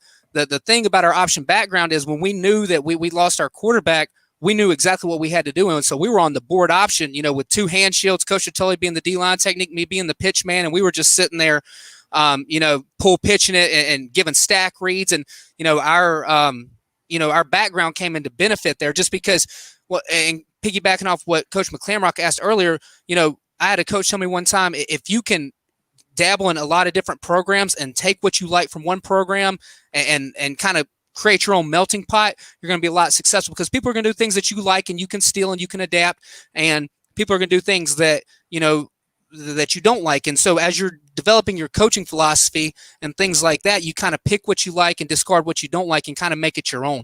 But there's no secrets in football. It's all shared information. I'm not sure Myers Park was ready for us to be coming out running Sally, pulling the tight end and the guard from like the 1970s. But we pride ourselves on being different, from cleaning up on Earth Day in the community to, Victory Day that Coach Strayer helped us put together. We want to be different. And we found out coming into this conference very early from playing Porter Ridge that if you do something that everybody else does, it's easy for them to prepare. I mean, if you look, we're blitzing safeties in a JV game, breaking collarbones, we're cowboying the corner. We're trying to give looks that people can't prepare for. And Coach Attoli, has done a great job of applying that philosophy to our defense as well, because we can mix any front, any stunt, kind of like the whole philosophy behind the 3-3-6, to give us any blitz we want. We can match up any coverage behind it. The biggest thing now where we're at is just developing our program and adding depth to our players, because we had some great players last year. Being up on Myers Park 14-7 at the end of the first quarter, I think we were the only team outside of Richmond County that was able to do that. And we had some good players, but we didn't have enough or as many to go toe-to-toe with those guys for 4 quarters. So. Very good answer, Coach. Very good. Man, I think one of your players right here had a comment. Byron Blair says he's locked in. We've seen Coach Natoli, come out, being very aggressive about, letting the kids practice and everything like that. I do have one more question. Absolutely. How you guys handled, everything with COVID-19, and are you guys going to have a lot of cross country players here real soon?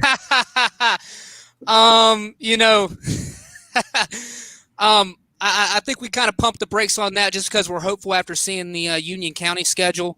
I think, it wasn't Union. I'm sorry, it was Cabarrus County, that we might be able to do something come October. When people see us advocating for practice, it's not practice like you think. We're just trying to get on the track 5 lanes apart and run some 300s, or, build some camaraderie and just be around each other. Because that's the best thing, is when you see those kids smiling faces, and it just reverberates to you the impact that you're making. We're not trying to go out there and hit with hand shields or anything crazy like that. There's all kinds of other avenues to do that through private trainers and things like that, which just blows my mind that, things like that are acceptable. Not that I'm knocking private trainers, but it's acceptable in one format, but not the other. But I understand the liability and all that. And I don't wish these decisions on anybody, because it's such a tough leadership position to be in, to make these decisions in unprecedented times. But I think the big thing is just, can we power clean on the track 6 at a time? Can we get some sprints in? Can we jog?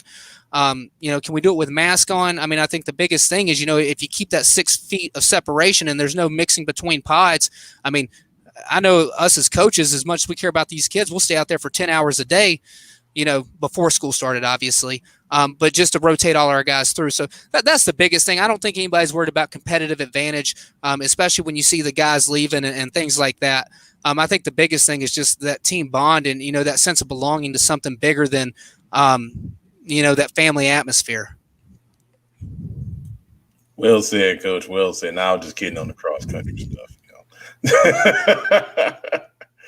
But man, like I've told you before, I think you're a head coach, definitely in waiting. Your time is coming real soon, and I think you did a great job tonight, and appreciate you coming on, our show here, man. Absolutely. Pep, I told you, man, whatever I can do for you, just let us know. Our doors are always open at the I think it's kind of crazy how when we first got to Charlotte, you were first just going out on your tours around the city and watching practice. And that was back when we had the 21 player rule for skill development. And we're out there with the coach, playing strong safety.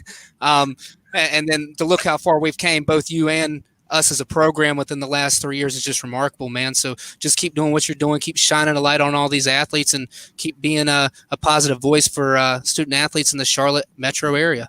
Absolutely, Coach. Thank you for those kind words, man. Appreciate that. Absolutely. Yes, sir. Thank you. All right. So that was assistant coach Brad Van Horn with the Independence Patriots. Independence is one of my favorite places to visit. Always very hospitable. Coach Baker tuning in from the Big I. He says Van Horn is the GOAT. That's a true family over there at Independence, man. That's the biggest thing I can say about those guys. They are truly a family over there. All right, so we got some breaking news, and I'm gonna create a breaking news thing because we never have breaking news on the show. It's usually before the show when we're setting trends, like Coach McClamrock always says. But we do have breaking news, and we're going to go to the Juice Man. I'm going to let the Juice Man break the news that we got going on right now. So what's going on, Coach? Yeah, man, my brother, Coach Billups, man. I got to give a shout to my brother, Coach Billups, man, on kind of staying on top of what's been going on. But breaking news, man, Leonard Fournette has signed with the Tampa Bay Buccaneers. And good gracious, man. I mean, what the freak, man? Are they going to get every single person that's available? Good Lord, man. We were just talking about it. So now what's going to happen? Tampa Bay now is shaping out to be a really, really good team. And Cherie, I know, you believe that Carolina's going to do well, but let's be honest, man. They're probably the worst team in the division right now. I'm just being honest, and it just got worse. It just got worse. I hear you talking. We gonna let the fans do the talking. We gonna let the game speak for themselves. We see them week 2. You know that, right? We see them second game of the season. So what do you feel, Cherie? What do you feel? How do you feel about that breaking news with Leonard Fournette signing to the Bucs? I mean, they can sign whoever they want to sign. They can sign the whole freaking NFC. I don't care. I'm telling you, they still got to see us. So yeah. We'll see. What I'm afraid of as it pertains to the Panthers, because y'all haven't come out and said, well, you know what, we're just gonna go ahead and start preparing for next year. Obviously, I don't anticipate you guys coming out and saying nothing like that. But here's what I'm afraid is going to end up happening: that week 1, you take an L week 1. You come week 2, you take an L week 2. You come week 3, you take an L week 3. It's going to get a little scary in uptown Charlotte, man. You do know that we are Tom Brady's weakness, right? You do know that, right? You do know that every time we see Tom Brady, we beat him. Except for in that Super Bowl that time. I mean, but that was early on. Nobody knew about Tom Brady really then. That's okay. I'm not the enemy, man. Who I really want to bring in here is Coach Billups, because I want to bring in Coach Billups. I want to hear what he got to say. Are you serious? Are you serious? They're the worst team in the NFC South. Okay. There ain't no way they've been to Atlanta. Okay. New Orleans, Tampa. They ain't terrible. Who don't tackle Leonard Fournette? Hey man, like I said, you just wait. Shaq. You too. You got Shaq. You ain't even gotta wait that long. Shaq. Sure, I want to make sure known I'm not the enemy, man. Oh, I'm the enemy. Nobody's the enemy. Nobody's Matter of fact, hold on. Cherie, hold up. I got a good one for you. Uh-huh. So you tell me your little cornerback. I ain't gonna say his name because he's terrible. He terrible. Both of them, all 3 of them. Just because he went to LSU, he got all his little praise.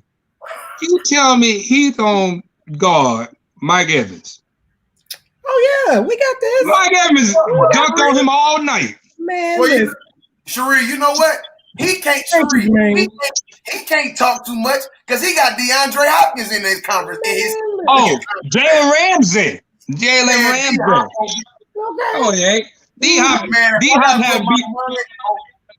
You know, D-Hop versus Jay Ramsey, and I love Jay Ramsey. Jay Ramsey already beat his butt every time he played. Hold up. Hey, Juice, hold on. Put a pin in that because I'm on these Panthers right now. Right. You don't have a tight end. All you have is a running back. Your line, except for that tackle y'all signed, y'all line is terrible. Your receiver, y'all got two receivers. DJ Moore, I don't even want to get started. The only receiver y'all got is the one y'all signed. What's my man for New York Jets? Robbie Anderson. That's the only one. Okay. And y'all got CMC. I'm going to stack the box, and then y'all can't run against nobody. Yep. Y'all not gonna be able to run against nobody. Yep. And Teddy Bridgewater, he did all of that in New Orleans. Juice to go out there in Minnesota before he got hurt. Y'all tripping, man. I'm telling you. I feel you, Sheree. Hold on. Hey, Juice to go out there. Y'all get ready to get mad, but hold on. No, okay. Hey, look. Hey, Juice to go out there and play quarterback for New Orleans and throw for 300 yards right now with that receiver core he got. No, I can't. Yes, you can. Emmanuel Sanders can't guard my end Kamara. All you gotta do is swing it. Hey, Billups, you know I'm from the country. You know, in the country we say, don't put the cart before the horse. I ain't going out nowhere and throwing for let alone 150. I'm gonna go ahead and tell you. You can't tackle in MC. You gotta be able to tackle in the MC7. Y'all can't tackle. Y'all have no line. All you got is Shaq. Okay. And your D line's terrible. Hey, but I'm taking We appreciate the hate. That is your and you got Trey Boston back. He can't cover himself out of bag. Sheree, he's talking all that. I'm taking the pin out, Sheree, I'm taking the pin out. They gonna finish last in their division too. No, we're not. We don't win our division. Okay, Pep man, let's move on to the next. We don't win our division. Moving on. Van Jefferson. All right, so obviously we're gonna add DJ Moore is a bum. Never trust no man. On mute. All right, there we go. Okay.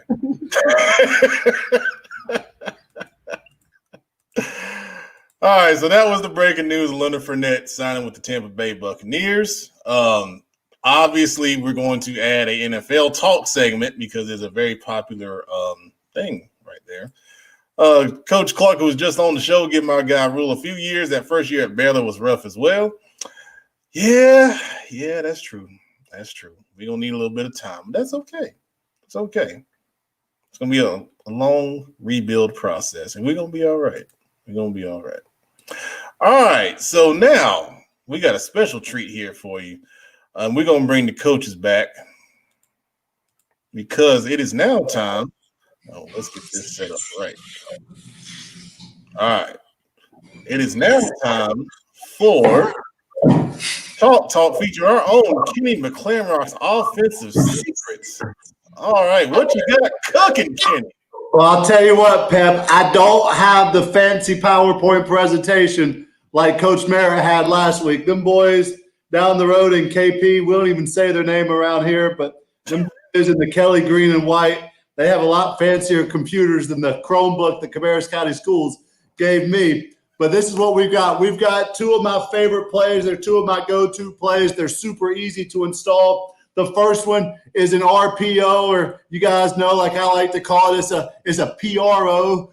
Because, let me see if I can even remember how to use this thing. We've been using Google Slides in class, but all it is, most people would refer to this as a counter stick option play, where we're running a counter. And in this case, as it's drawn up, I have trips. We're running counter weak away from it. And then we have a stick player, stick option being ran by those three receiver sides. So to the trips receiver side, number one is running a fade route or non-route, a streak route, whatever you want to call it. That's a quarterback's pre-snap peak read. If I like my dude versus his dude, I'm going to take a shot. If he's a little bit tight, if I'm a little bit taller, if I'm a little bit faster, whatever that my dude is better than your dude kind of look, we're going to take a shot over there, try to get him going over top.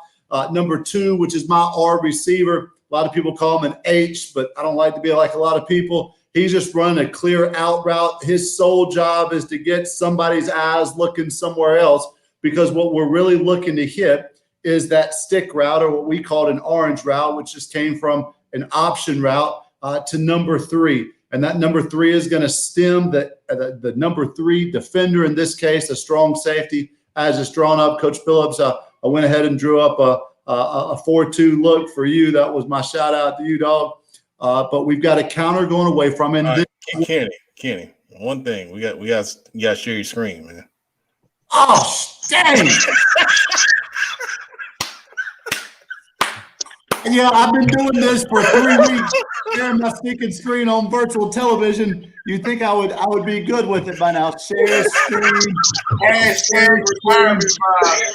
Hashtag retirement vibes, We went through this in my man was going. I thought you were going to pop it in at the right time, but then you were on a roll. So, my man was going. I was going to sit here just like this. Hey, my man was going. I said, let him have it. Hey, let him have it. Screw it up. Y'all gonna correct me when I'm wrong. Now, on sound though, I don't screw it up, Pat.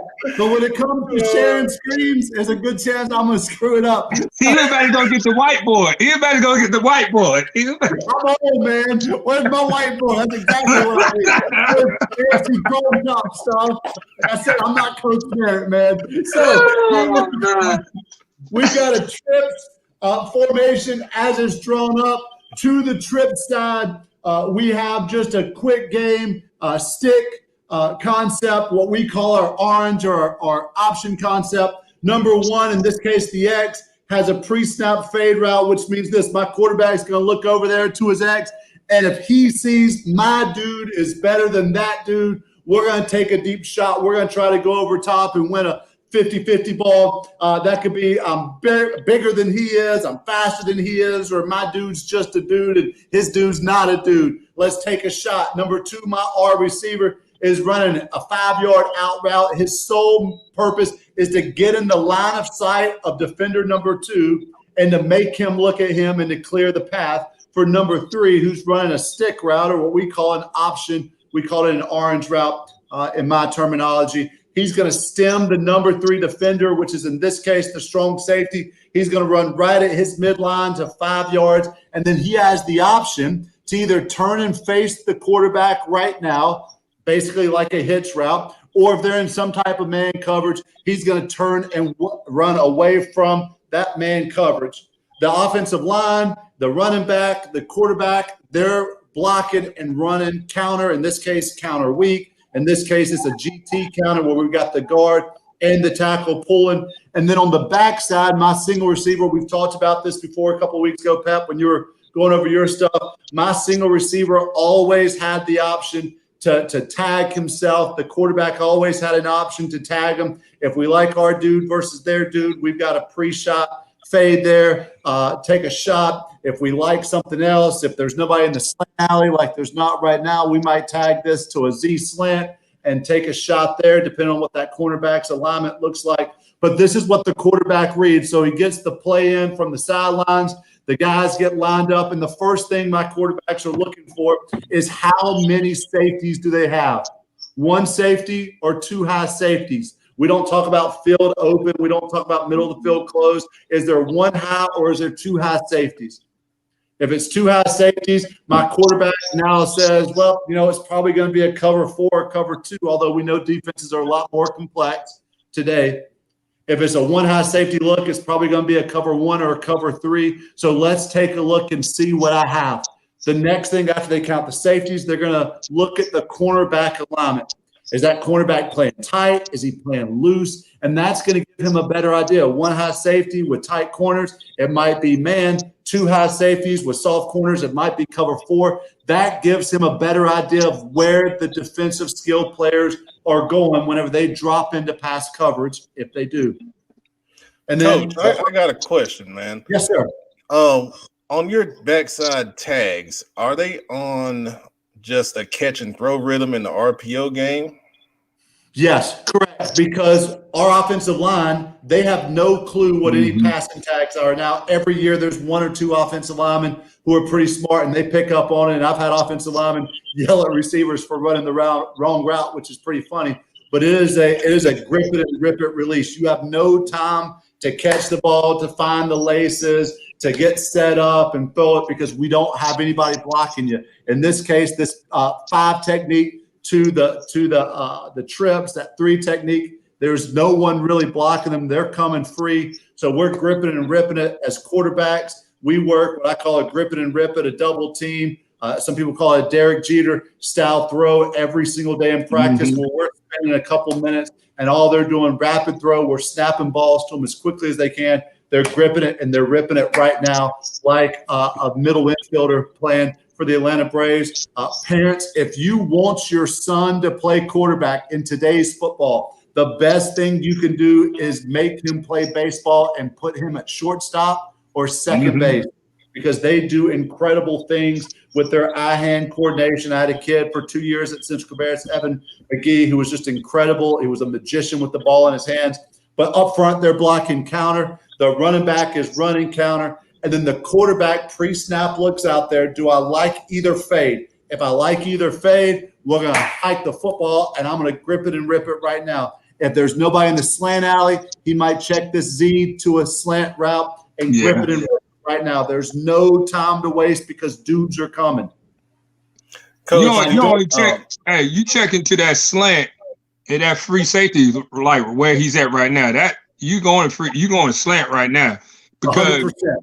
Because you got a backer playing. Your Will was playing a 30. You know, he's at a 30. You say he's at a 30. You got a 30. Yeah, you throwing the slant right there because 100%. You're an incredible athlete to jump that. That Will got to be an incredible athlete to jump in that slant window for right there. And what especially when you got that run action coming at him. Exactly. And coach, you know that if they try to roll weak here, what I call a was movement where that free safety buzzes down to the flats to the weak side, then we know there's going to be a huge hole here for my receiver. And they have to play with the mic, which if we come back with inside zone and we bend it back, it's going to create an alleyway there. So we want to play the numbers. I mean, I could show you probably the most common thing that we did where the quarterbacks and the receivers tagged it over my 6 years as a head coach is we tagged number 1 by himself to a slant when there was no safety running the alley. Right. And if it comes down, then we've got our adjustments as well. If he comes down and they start rolling him weak and pushing him here, we're going to check to some type of play action and check to a Z post or something over top to try to get him while he's rolling down. So Ken, the only thing I would say, because I like that, the only time you probably would not take that slant and you see that safety, what you don't see this often. So you'll see that strong safety, he'll slide into that where the end. He'll be on like the outside foot of that end. He'll be at his 10 to 12 yards. And sometimes what we'll tell that free safety, we got that one, if we got him on that side with one receiver to take that slant away, we'll tell him to play 8 to 5. So now we got to tell that corner he can't play back off. So we're setting him up for a fade. You get what I'm saying? Your backside fade don't be open. Yeah. So this is wonderful because even if you run that RPO and that counter still right there, that count you hit that counter and don't throw that ball. Most defensive coordinator, they don't try to roll him down or you don't get one high safety. And that fade's gonna be wide open because that corner peeking. And that's what we end up seeing a lot of teams doing versus us. You know, they're going to play some type of lock on that number 1 receiver to the backside. You guys did that versus us a lot last year. And that free safety, they're going to try to cheat him down into almost a box player, but not really a box player. But he's definitely the C gap run guy, kind of overhang force player. And they're going to leave him right at about 8 yards and just kind of tell him to slow play it. And take that slant away from us. So the quarterback pre-snap, I've got my fades on either side. If I like it, I'm gripping and ripping it right now. And at the very least, if they've got a hard, aggressive corner, if we throw a couple of deep balls, we might be able to get them to back up. Let's see, 2013 2012. We're playing West Rowan in the playoffs. West Rowan had knocked us out of the playoffs multiple years. And West Rowan had a pretty good receiver, running back, I don't remember now, that was also starting a cornerback. And Coach Pageant went 5 wide, and I'm talking about for 6 straight plays, we went 5 wide, and we ran all go. But it was everybody running as deep as they could. And B.J. Beecher, who was a pretty good quarterback, threw for over 10,000 yards. He just gripped it and ripped it as far as I could, and he was just getting demolished back there. And I'm going nuts on the sideline, like we're going 5 wide. We can't block these jokers from West Rowan. Like BJ's going to get hurt. Like our season's going to be over with. And he said, I got it. Just wait. And 5 times we threw it. 5 times we incompleted it. And then what ended up happening was Coach Pageant, being the genius that he was wearing that joker down who was playing offense as well. But we want to take a shot over top, that 50% ball. We do a lot of one-on-ones in practice. We probably do more one-on-ones than most high schools in the state, I would imagine. It's about 35 to 50 minutes a week, depending on from week to week, of one-on-one times, maybe more than that. But that's smart. But so we believe that we can win those one-on-one opportunities. So, but if I look up and I don't like the fades on the outside, if I don't have a slant alley, if I can't tell, is that corner playing soft or is he playing press? Is he more in the 4.5, 5 yard range, which is kind of our he's not really soft, but he's not really hard either in our offense. Now we're going to look at number 3, who we want to get the ball to. And I tell our quarterbacks, the number 1 play on first down is a 5 yard gain. Yep. Whether that's an inside zone for 5, whether that's power for 5, or whether that's a quick hitch for 5. Yeah, I was going to say that hitch is wide open. Absolutely. And what Coach Quo knows and what Pat knows, and one of the reasons why we've had some success over the years is because we do throw the ball around. You're more likely to get out those basketball type players who wouldn't play otherwise. We can get those guys out because they know they're going to have an opportunity to catch the football. You know, when you play in a run-heavy offense, those wide receivers get bored out there, man. They're not involved. But every single play, we are almost a 100% tag where we tag an RPO with our run game, with the exception being our running back is just on it. And sometimes we say no tags because our offensive line is getting it, our running back is feeling it. Let's just keep running it down their throat, or we're in a 4-minute offense kind of situation. But otherwise, every single receiver on the field has the ability to get the ball in every single play. So if we look out there, we don't like number 1s on the fades. Now the quarterback's eyes are going to go, who's over number 3? If that strong safety is sitting at 10 or 12 yards and that Sam linebacker walked up over number 2, like those 4-2 teams like to play him outside to kind of take away some of that bubble and quick screen stuff, then I'm looking, can this safety get downhill fast?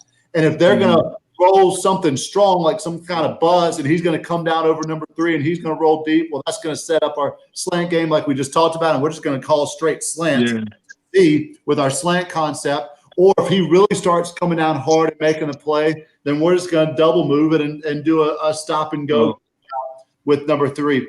But that quarterback is going to read it, and whenever he snaps the ball, where normally we might be reading this defensive end because we're reading that backside end on just a plain counter with no attachments to the side, or maybe a bubble or a now route concept attached to it. But so I got a good one for you, Ken. I got a good one for you. All right. You know I like to mess with you. So I go on that strong side and I go to that corner. I tell that corner, let's go ahead and do this. Let's play games because we gotta play. When you're playing against a coach like you gotta play games. So I tell that corner, come down and man up on X, right? And then I tell your I don't play a Sam backer, I play a box safety. So I tell that box safety go ahead and play in between R and Y. And then I tell my strong safety, I tell them go ahead and apex. To sit right there at 12. What games you gonna play with me right there? Well, yeah, honestly, we're gonna run the same passing concept, quick game concept, except we're just gonna have a true quick game concept where we pass pro, we take off the RPO. So we're still number 1. If you look, that X receiver, MOR means a mandatory outside release. He's got to go through the outside shoulder of that corner, because unless my dude is just better than that dude and we're going to take a shot over top, what you're saying is I'm now expecting the quick game stick concept. What we is I'm now expecting my number 2, who is going to stem your number 2 defender right down the outside shoulder. And I'm going to make him make a decision. Yep. Where's his eyes? Where is he looking? Is he bailing? Is he playing man? Is he waiting on me? Is he playing some type of catch?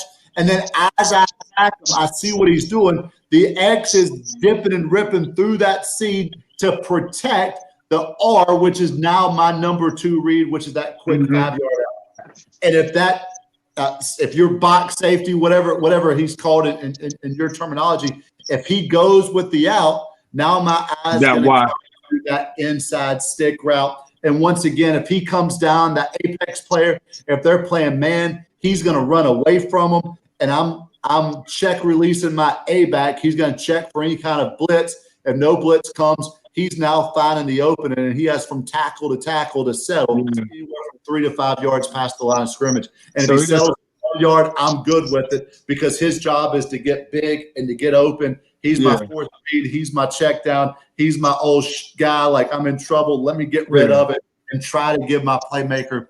Well, you talking about like a spot? You talking about like a spot hit? Exactly. Yeah. Exactly. Yeah, what I call a search route. So we say check, search. Find open space and fill it. Yeah, exactly. Exactly. So once again, I mentioned this a couple of weeks ago. Like, if you talk to any of my offensive players, hey, what kind of offense did y'all run with Coach McClamrock? They're probably going to tell you our offense was simple: find the grass. Like in this case, find the white. Where's the white? That's where we want to go. Here's a bunch of white here, so let's throw it there. Here's a bunch of white here, so let's throw it there. Where's the white?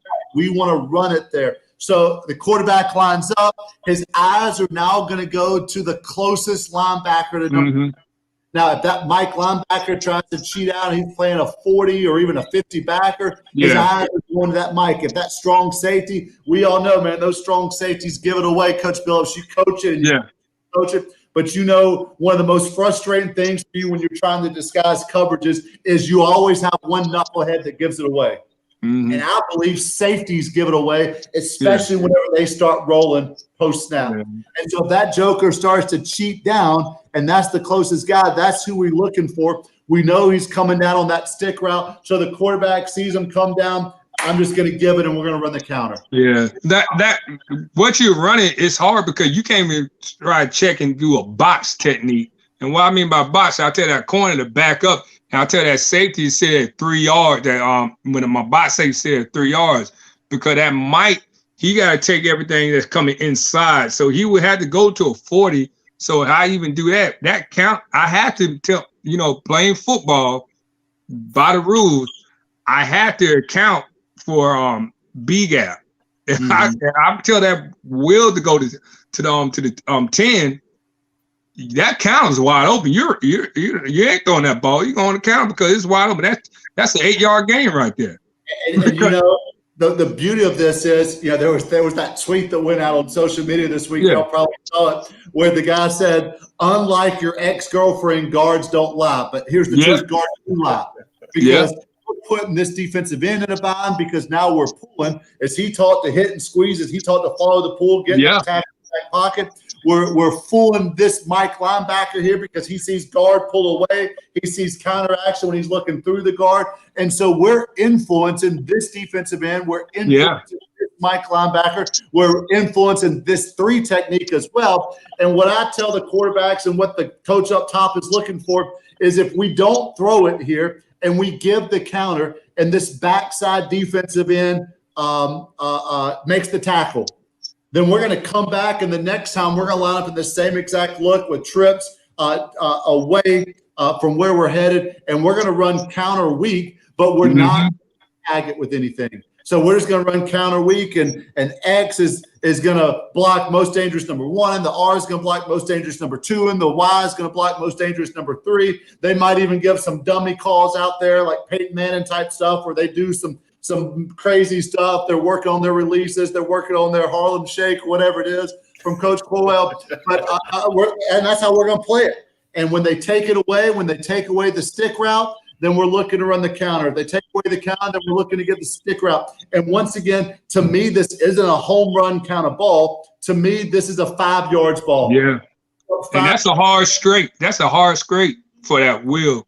And that Mike, because that Mike got to take on that center. because that center coming. Well, you telling that center to hit that tackle, and then you're saying backside tackle, a strong backside tackle to take on that Mike.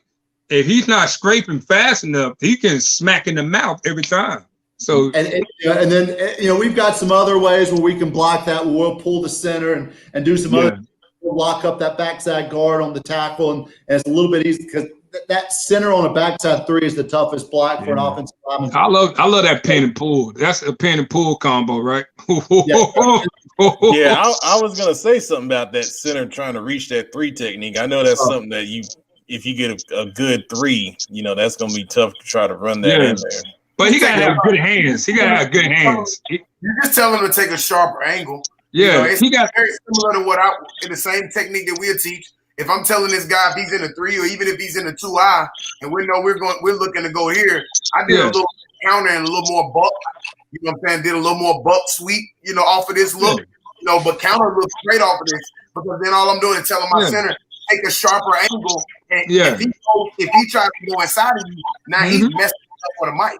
He's totally because you're not gonna get a lot of three techniques. You get like a Kurt, a Huff, and stuff like that. It gotta be a big time three to make that play to fight that center off. That if we're talking about everyday normal high school play, that center he get that three.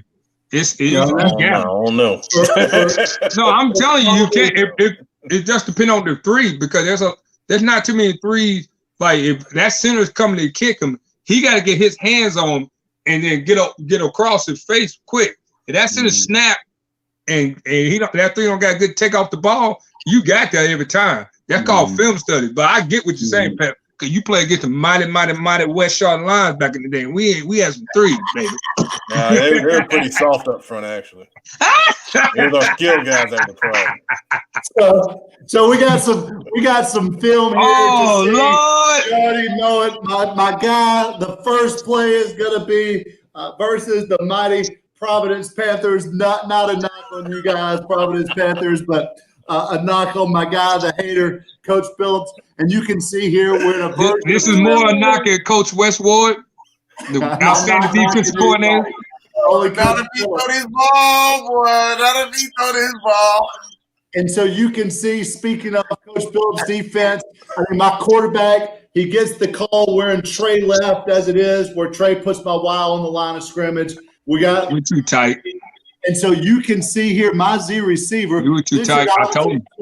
Some type of man lock look. That corner's looking straight at my Z receiver. Oh, I got you. This is our ice. So we're playing. No, actually, this is white. We're playing cover three. We're playing inverted roll cover three. So this is bombs over Baghdad because he can't get there. Yeah. So I'm looking. My quarterback's looking out here. Does he like my Z versus your corner? He's looking over here. Does he like my X versus your corner? This safety kind of cheating down. Is he cheating down into the box? Is he cheating outside the hash? Is it going to be a type of cover two?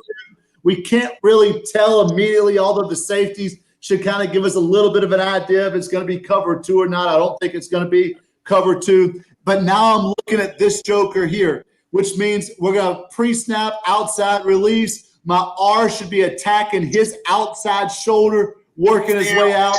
And then I'm going to be working on the inside shoulder, and I'm just going to fill and replace.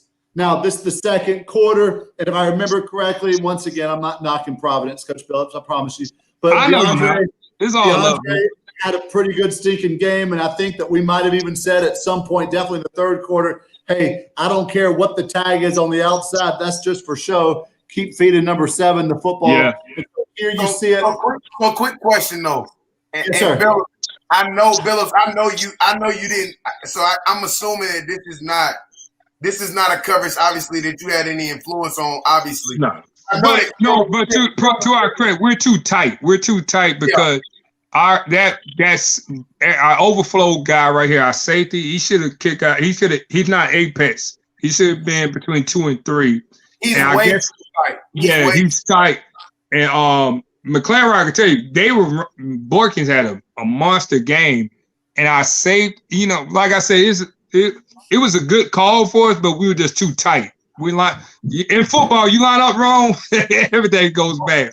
So we're not lined up right. How do you feel about this kid that's down here that's 1-on-1 though? Mason Bryant, number 21. I'm pretty sure that's 21. 21's gonna have a big year for Providence this year, but you gotta understand he was a sophomore. This was we played y'all the third week, right, McLean Rock? Mm-hmm. Yep. He just came off of we had a rough game against Huff, and then we played this game. He had a real bad game. So, you got a sophomore starting varsity. So I like the matchup. He grew up this game. I say he grew up this game. Okay. So let's see what happens. We see him starting to cheat out. We see the safety playing outside of him. Pre-snap, I'm thinking, hey, I'm looking to throw that to my number 3 right now. But we may have just said, hey, give it to DeAndre and let that joker run. You can see the Y opens up. You can see Day-Day is looking at him. You can see this guy's being influenced by the tackle pool. Mm-hmm. We see the influence of your defensive end. And then look at your Mike linebacker headed downfield right now. I mean, he's gone. And that's what we just said, Ken. You cannot play a 10. What we had a 10 and a 40. I'm running that count every time. Mm-hmm. And we had the numbers lined up. I mean, a better play for us might have been an inside zone week where we tell them, hey, now let's bend it back. But we had the counter on. Sometimes when I call it, I don't know what they're going to give. Sometimes we freeze it, but sometimes we just want to go. We end up giving it. There's Nemo. He's wide open. He's playing at Winston-Salem State now. He's going to be pretty good. And then we end up making a pretty good play out of it and get it down. You can't overcommit. We overcommit. Let's go. I love these. So we've got a similar look. Now we've got trips to the other side. So now you see how we're not that tight this time. This one is a pretty good lineup. So, but once again, I'm still looking up top on my X receiver because we don't flip number 1. So that's still my X. And now I'm seeing a safety almost in the middle of the field. Yeah, he should have been on the hash. I'm seeing some type of man lock right now. And in my head, this is the third quarter, and DeAndre was running the ball pretty good. And so we were saying, just keep feeding him. But in the first quarter, I'm telling my quarterback, take a shot to the X right now. He's going to outside release. Now my X is just a little bit too wide for me. I'd like him to be a step closer in so we got a little bit more room to run the sideline. Bottom of the numbers. Yeah, exactly. Yes, sir. Bottom of the numbers. And then we're going to take a shot because I'm seeing this safety in the middle of the field. We're too tight. Yeah, them safety too tight. 100% of the time. This the X receiver who had the long catch early in the game in the first series. I think he went for about 87. But this time he throws it to Elijah, who's another stinking good player that Central has coming back. Easy read. You see there's no one anywhere near number 3. The linebacker came up. He took that read step and he bailed on it, and then you had it. I would have went slant right there too.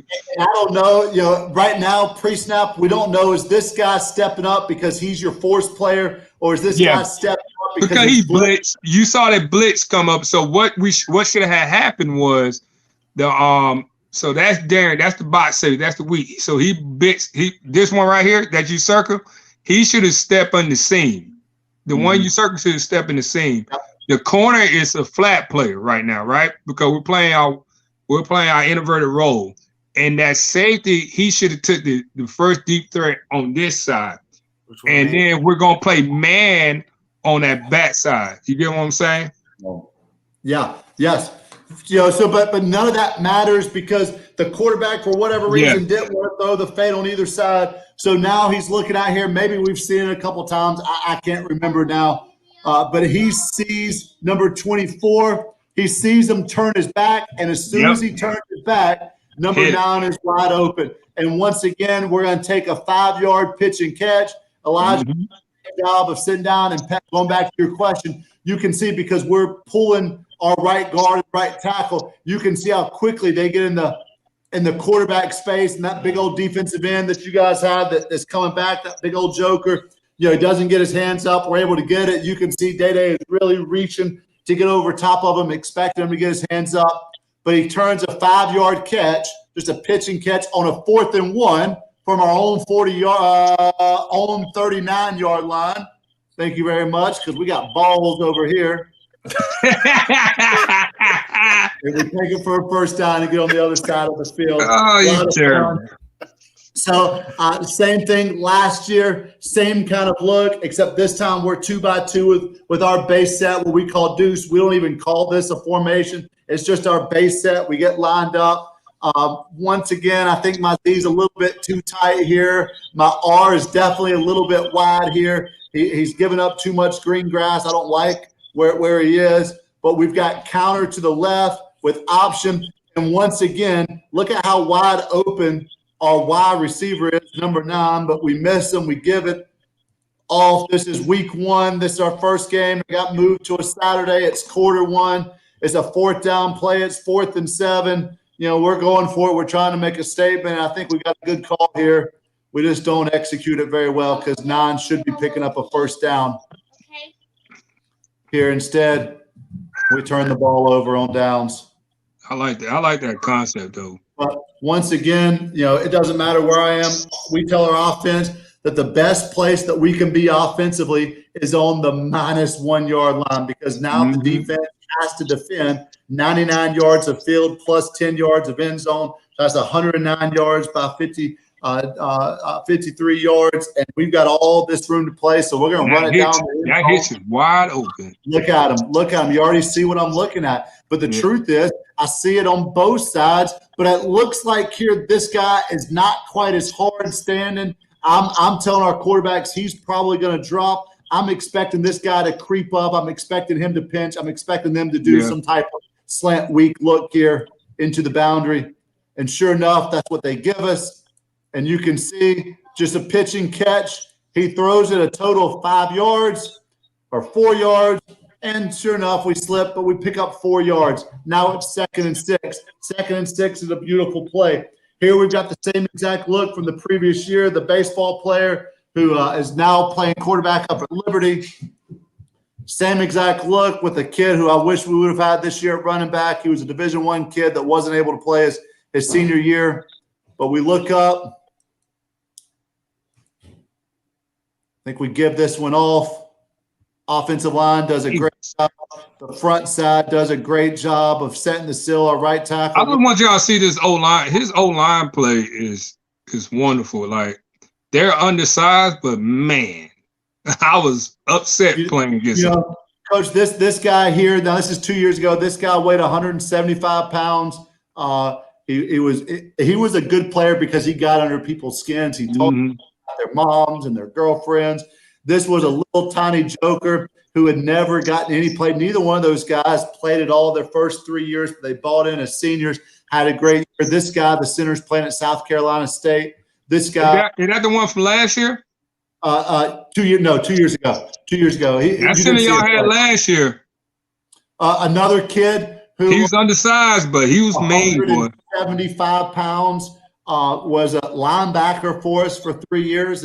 And I called him in February of his year and said, hey, Ray, I need you to play center, man. I think that you can really help us out. And he said, Coach, whatever you need me to do. He was a tight end before he transferred to us. He was a linebacker who sat behind 3 big-time linebackers, 3 scholarship linebackers as a junior. And he said, Coach, I'll do whatever I need to do. Will was a transplanted defensive end who we moved to offensive tackle. And here, just give the ball to Kesey. We might have gotten away with a false start and let Kesey do his thing. And then you can see, if you play for me, buddy, you better be able to block on the outside. This kid transferred in from Barry, number 2, blocking his butt off on the edge. You don't get the football for us if you're not blocking as a wide receiver. Uh-oh, I don't know what that says. I meant to delete that. Sometimes stuff I don't want mamas to read here. But here's an example. You can see I don't see any deep safety right now. It's 3rd and 5. It looks like that Harrisburg High School is getting ready to send the house. So I'm wanting my quarterback to take a shot deep. Let's just go ahead and get rid of it. Or if we had a zone attached to this as opposed to counter, I'm saying, you know what? They're going to send the house. Let's run zone. If he makes one guy miss, he's going to be running for a really long time. Rocky Reed made a killing doing that when we were at Concord. He ends up giving the counter here. And, of course, Mr. Boykins, he's pretty stinking good. Again, I can promise you nobody in the state will you find wide receivers who block like our guys did. Coach Wright, Eric Wright did a great job with our wide receivers my 3 years at Central. They block. You can see our guy, even though down here, even though Elijah knows in this case he's not getting the football because they're playing tight man and he becomes a decoy. Look at him working his release. He's seeing what he can beat this guy with. Still give him a look. We're still working. Look at my man Chandler down here at the bottom. The ball is long snap. He's going to stop and turn the fade route into the block, and he's going to block his butt off. Getting after guys. Look at my ex-receiver up top. I think that's Jason killing it up top. Pooh Bear, who was 130 pounds soaking wet, who bench pressed 260 pounds, who power cleaned 255 pounds, getting after it, making blocks on linebackers, breaking DeAndre free, blocking downfield. Look at our guys still blocking downfield. That's who we are, man. That's a testament to the coaches that we had at Central Cabarrus. Here's a 2nd and 8 from 2 years ago. This is the baseball player. Check out this magician with the ball, man.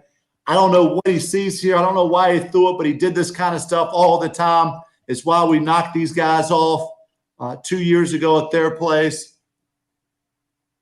And just getting rid of it, man. Picked up 6 yards. I have no idea how he saw that. I have no idea why he threw it.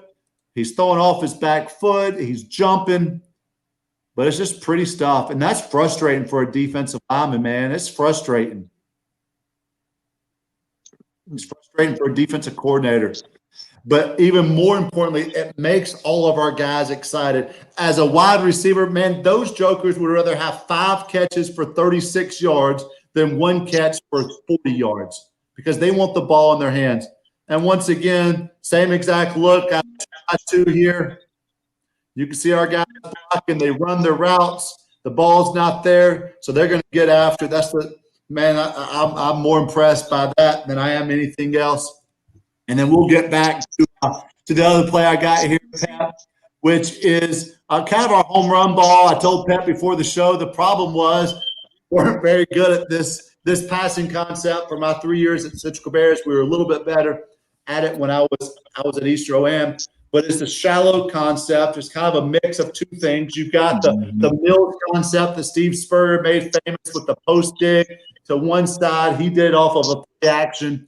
But we also add a shallow, similar to what like a Coach Van Horn would run at Independence, I imagine. And these are our rules. So we're going to tag the player that we want to run the shallow. So in this case, we've called shallow, which is our 1 concept, and we've tagged Y on the shallow.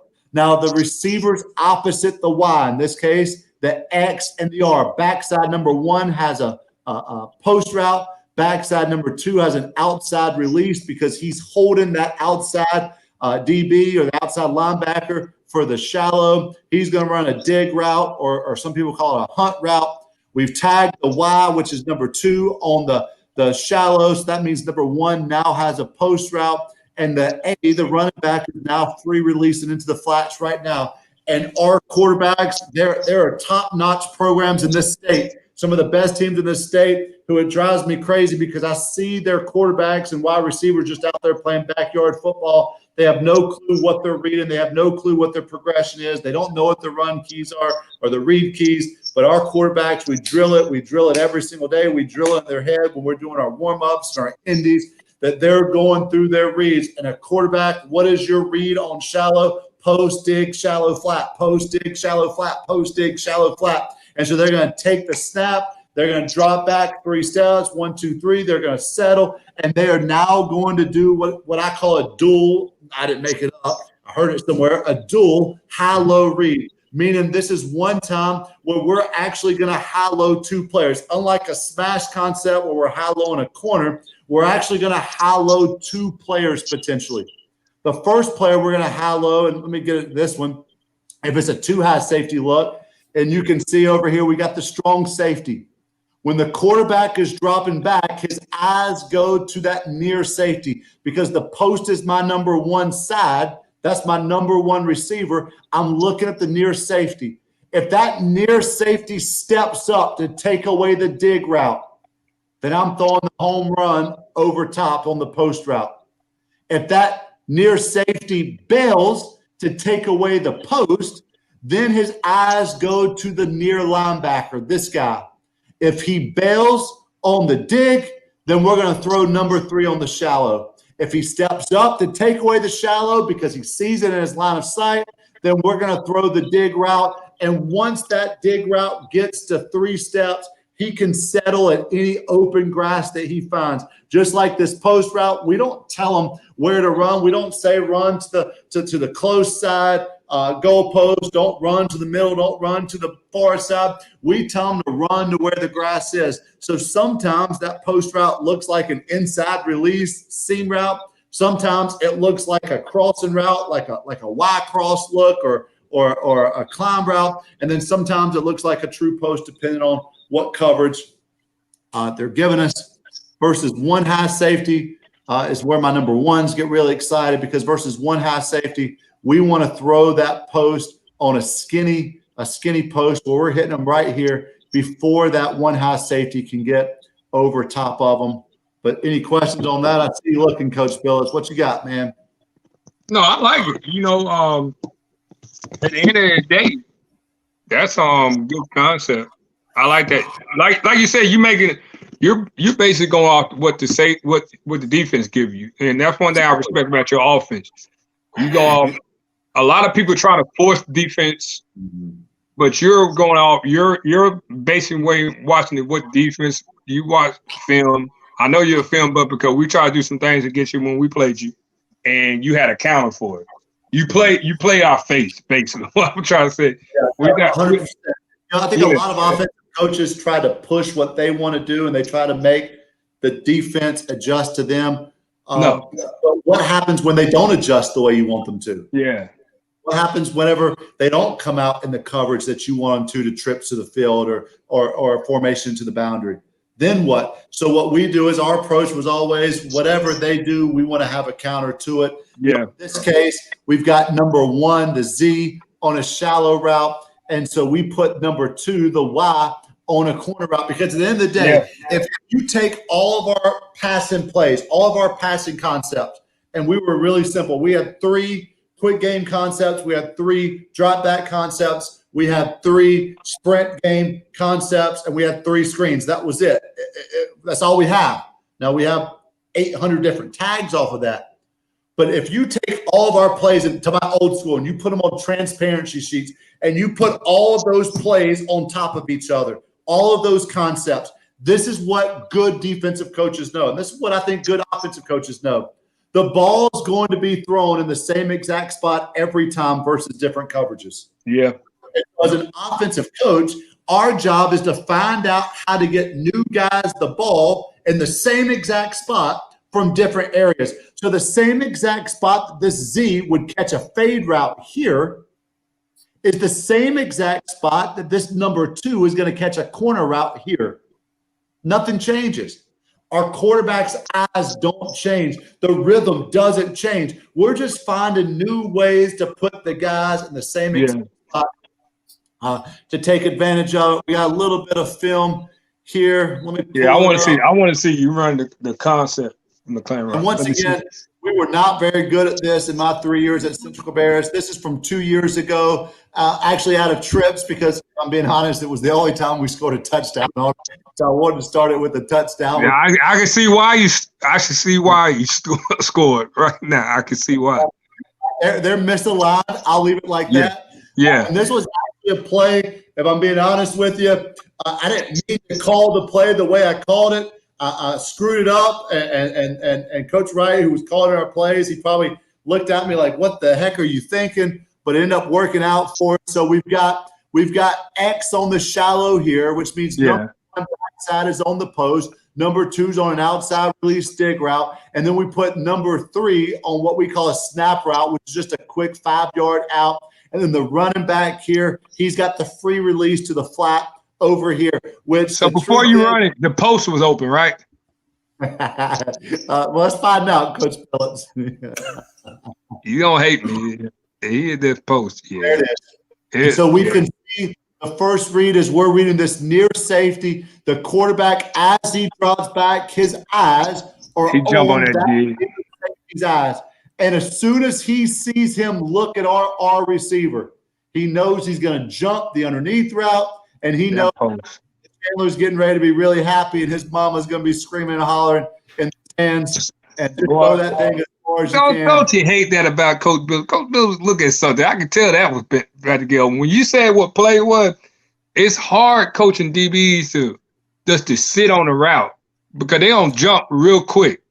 And me and Crowell used to were talking about that when we were setting up our defense. It's hard to tell that. You got to tell that safety to let that dig go because you got the backside. You got the backside. So he's sitting right there. Well, he was misaligned from the snap, though. But Pep, he has set right there. Even though he misaligned, he's coming down on. Look, run the play, McLaren Rock. Look, he coming down this shallow. He stayed on it the whole time too. Yeah, like for what? Like he was only looking at that. He ain't he is buzzing feet. Go back, McLaren Rock. And he'll sit right here, buzz his feet. Going back, brother. Sit, buzz your feet. Right when I see that slant, that drag, my eyes go over to the next threat, which is number 3. Number 3 going there. I'll go number 2. 2 coming right in there. I'm in that passing window. Yeah, and here you can see the beauty of the play. It's tough. Yeah, but that was good. McLaren, that was a good call because we want to put one player in conflict always. If it's a zone read, we're usually putting that backside end in conflict. When Aaron Brand was advanced, he liked to put the backside linebacker in conflict. We want to pick on one guy because at the end of the day, here's the truth. As coaches, we don't have to out-coach the other dude with the microphone on the other side of the field. We got to out-coach a 16 or a 17-year-old. Yep. And I got to make him wrong. And I want you to notice, here's the beauty. So we've got this dual read on the near safety. If he bails, then my eyes are going to come to these guys here. But check out what happens. He jumps it. He bails. They end up having 2 guys in the same spot. And look at how open, because this guy runs with the snap route, look how open this guy hits. So even if we don't hit it for a 46-yard touchdown, we're going to pick up probably 8 to 11 yards because Keith is going to catch it and run really far until he gets tackled. Hey, Crowell, you remember what I told you? What's always open in high school football? The seam in the flat. Always. That's why I love throwing the post. The number 1 versus the 1 high safety. Look, man. So here it is. Now, we didn't have any highlights of this game. This is Weddington that same year, and good night, buddy. We were hurting, and they hurt us. But same exact look. This time we have the Y shallow coming across. So number 1's on a fade. The Y's on the shallow. We got the post dig on this side. The running back is going to free release. I think we actually have a switch call on. But I'm a guess. I'm a betting man. The shallow's open. The shallow's dig. The shallow is not going to open up, but Evan makes this, and he's going to end up throwing it. Was really happy about this one. I mean, we had a kid whose mom had just passed away in this game. It was a really emotional game. We had lost some guys. We were hurting up front. We had gotten some guys injured, and we got really a bum draw having to go up to Weddington. Yeah. But this kid here, our receiver, man, had not played a whole lot as a senior and came in and had a huge play here for us. That was smart because that dig. I see why the dig was open. Yep. Good call, McLaren Rock. There wasn't very many good calls on this night. Man, but that Weddington is tough. Man, Weddington play very, very sound defense. If you're a defensive guy, go watch what defense or offensive guy. Go watch Weddington play. They play great football. So we've got the post dig coming from the boundary over here. We've got number 2 on the shallow. We've got number 1 on the fade route. The free release by the running back here on the flat, which he kind of does. And I don't like my Y. This was our first year here, and my Y was probably the smartest kid on the field. He ran more post, didn't he? Exactly. It looked like a Steve post. Exactly. Yeah, he messes it up. He should be working to about 10. Once again, we give him landmark ideas, but I say 10 yards to you might be 9.5 yards. You telling him to push that safety up though. You tell him to give him that push that safety and then step. But then he's got to come back downhill. Yeah. And if you look, he just kind of weaves. He rounded off. He rounded off. He said, Coach, I saw the grass there, but no, that's the grass for the Z receiver running the post route. And he had ran like McLean, right? He had ran that safety would have bit, and that post would have been wide. Look, yeah. He comes right here, and now he threw my man threw his hand up too. I like him. Grass. And you can see anyhow. And he had to short his post up. He had to run a skinny post, right? Well, it was more like a skinny. The D here, yeah, I don't like his stem. I mean, what I can see on the film, he's taking too much of an outside release. If you're a 4-4 guy, you can do that. This guy's not a 4-4 guy by any means. He should 1, 2, 3 step. Attacking that inside shoulder and then pushing to get vertical and then going to the home run ball because it would have been his home run ball. See how I see what you're saying. Vertical, he never gains leverage advantage on that corner, which is why his route ends up being longer than. And that corner opened up too quick. He should have stayed hit back pedal in this weave into that. He would have been in there. Ooh. You know, and then we got a knucklehead up top here. He's supposed to be running outside release. He's running post route here like a knucklehead. So we got three bad plays here. Oh man! And he had him too. He was on his toes, and all he had to do was release outside. He was on them toes. Yeah. Yeah. So sometimes you have knuckleheads. You still the other coach only has to beat the 16-year-old knucklehead as well. Yeah. This is from this year, Pep. This is Blue here at quarterback. So our starting quarterback had gone down with an ankle injury. Hunter Huss comes in. You know, they had won 12 or 13 games the year before. DeAndre is out. We still were up at halftime. They ended up wearing us down the second half. But here's Blue. We've got a wash shallow. So once again, we've got the post here. We've got the dig route here. We've got the wild and the shallow. We've got the outside release. It got to be the dig. It got to be the dig. What I would like to see here pre-snap right now is I would like to see him check this Z to a hitch route. To a hitch, okay. Right now, because look how soft the corner is. Yeah, you see that? I'm throwing that hitch right there. Where's the grass? I'm throwing it to it. Or even just a quick right now, and let's put him up on number 1, and let's try to pick up 5 to 7 yards. But we don't do that. Once again, this is Blue's first start at quarterback. He drops back, bad snap, which throws off our time a little bit. Blue gets a little bit excited. Yeah, he got stepping. Ooh. But you can see this joker here is running with that post route, which should open up our receiver coming across. You can see this guy's coming up on the running back who's free releasing. So if we have time, that R is about. Oh, I see what you're saying. Your pocket close. Look, see him? He's wide open. Open, boy. But Blue stumbles a little bit, gets a little bit excited. This is the first quarter, his first start on varsity. He wants to prove everybody that he can play, but he does a great job of pulling the ball down. He let that play. He should have let it go right when he came out of the cut. And then does a great job of making a play. You know, we tell our guys as quarterbacks that 25% of your that's a good play. That's a good play though. Should be off of you on the run. You know, we work this kind of stuff, getting open. Elijah did a great job of getting open, and then he brings it down inside the 10. That was a good play. He made a panic play, and then he made a play, man. So that's good.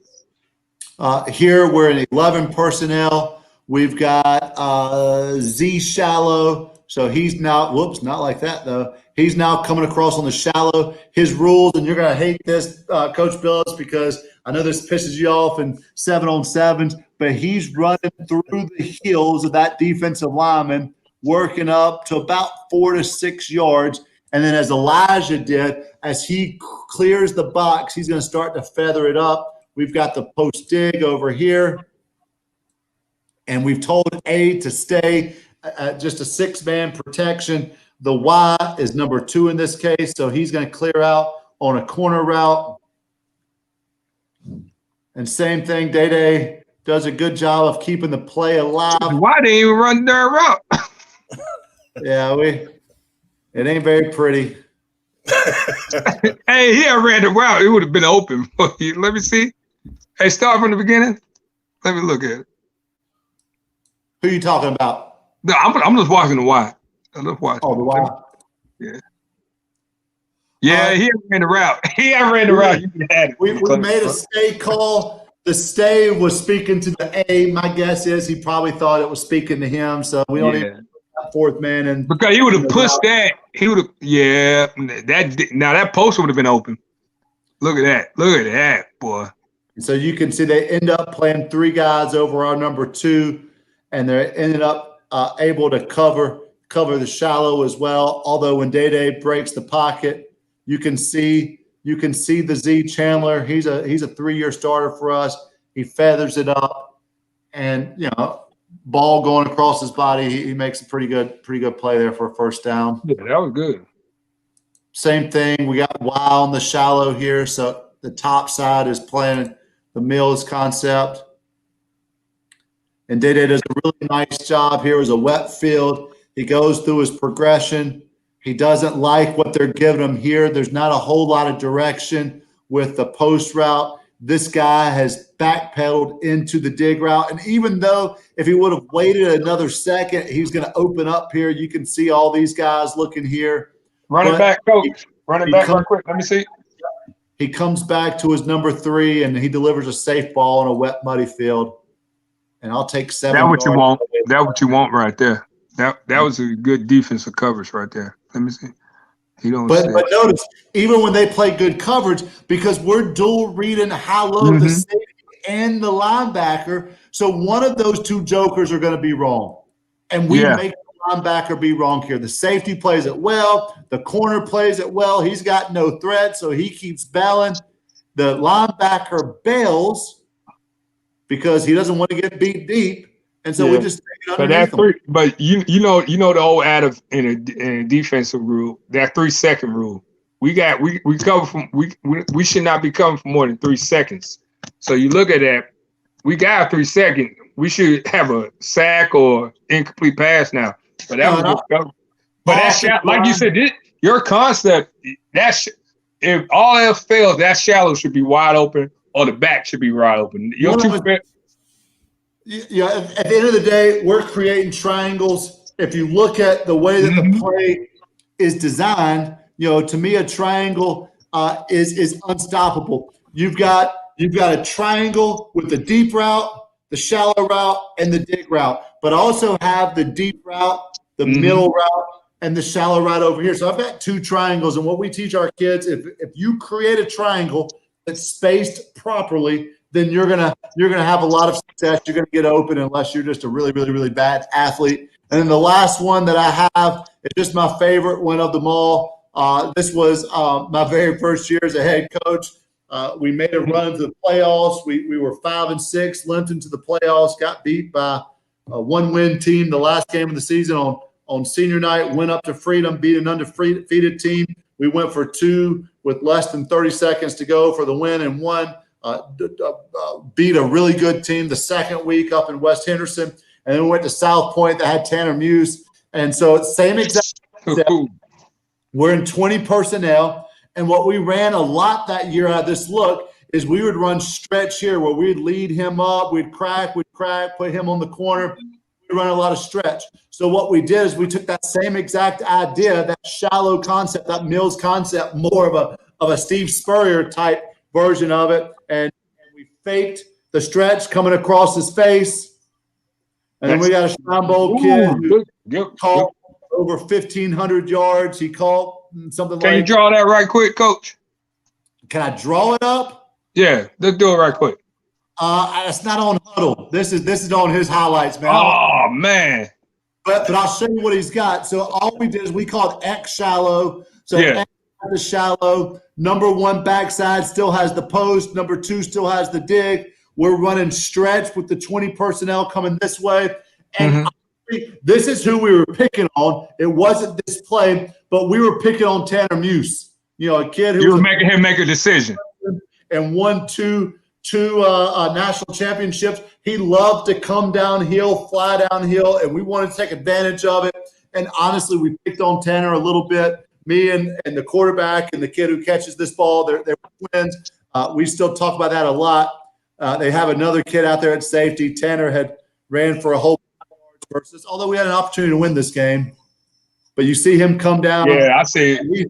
He's just so good, man. This kid was so good. Shrine Bowl kid, once again, 1,500 yards receiving as a wide receiver who always kid around. He outslowed everybody, and his quarterback, man, they just had a special connection. That was good. That was a good play. Good call. And he's gonna run really far. But anyhow, that's what we got, Pep. Dude, I tell you, man, that was awesome. That was awesome. He knew I was gonna have some questions. And we still got, and in traditional Cherie Glenn fashion, the Queen hung around in the background for another hour. Well, shout out to Coach Bev at Central Cabarrus for letting me get back on his huddle, man. I don't bring any of my stuff with me for whatever reason. I just didn't, but he let me get back on it so I could draw these plays up for you guys. No, that was good. Thank you. That was awesome. That was awesome good stuff, man. All right, so let's see. We had a comment. Let's see. Yeah, Blue Monroe said your offense was deadly, Coach. He must have seen himself looking pretty on that last shallow. I like it, Blue. Can't wait to see you in the springtime, buddy. All right, so great show tonight, guys. I want to say to everybody, we still got 11 people on, 2 hours and 50 minutes of Football Focus Weekly. I tell you, if you are on here watching now, let me know who you are. Say something so we can give you some respect and some love, man. I see Zoom Cal on here, man. Oh yeah, zoom What's back. up, Cal? Throw it to X or Z. One of the best high school fans around. There's no one who loves his team as much as Cal loves the Mooresville Blue Devils, man. Shout out to Cal. Zoom back. That's right. I totally agree, man. Zoom. All right. So once again, on the what? We got a comment. Jamie Richardson, thanks for what you do. Thank you for watching. Anyone that can watch us for 2 hours and 50 minutes, thank you. Good gracious. All right. So for Pet Man, for everyone. It's been a long day. On behalf of everybody that joined the show tonight, thank you for watching Football Focus Weekly. See you once again next week, 7:30 p.m. Wednesday night. We'll have a lot more fun. Thanks for watching.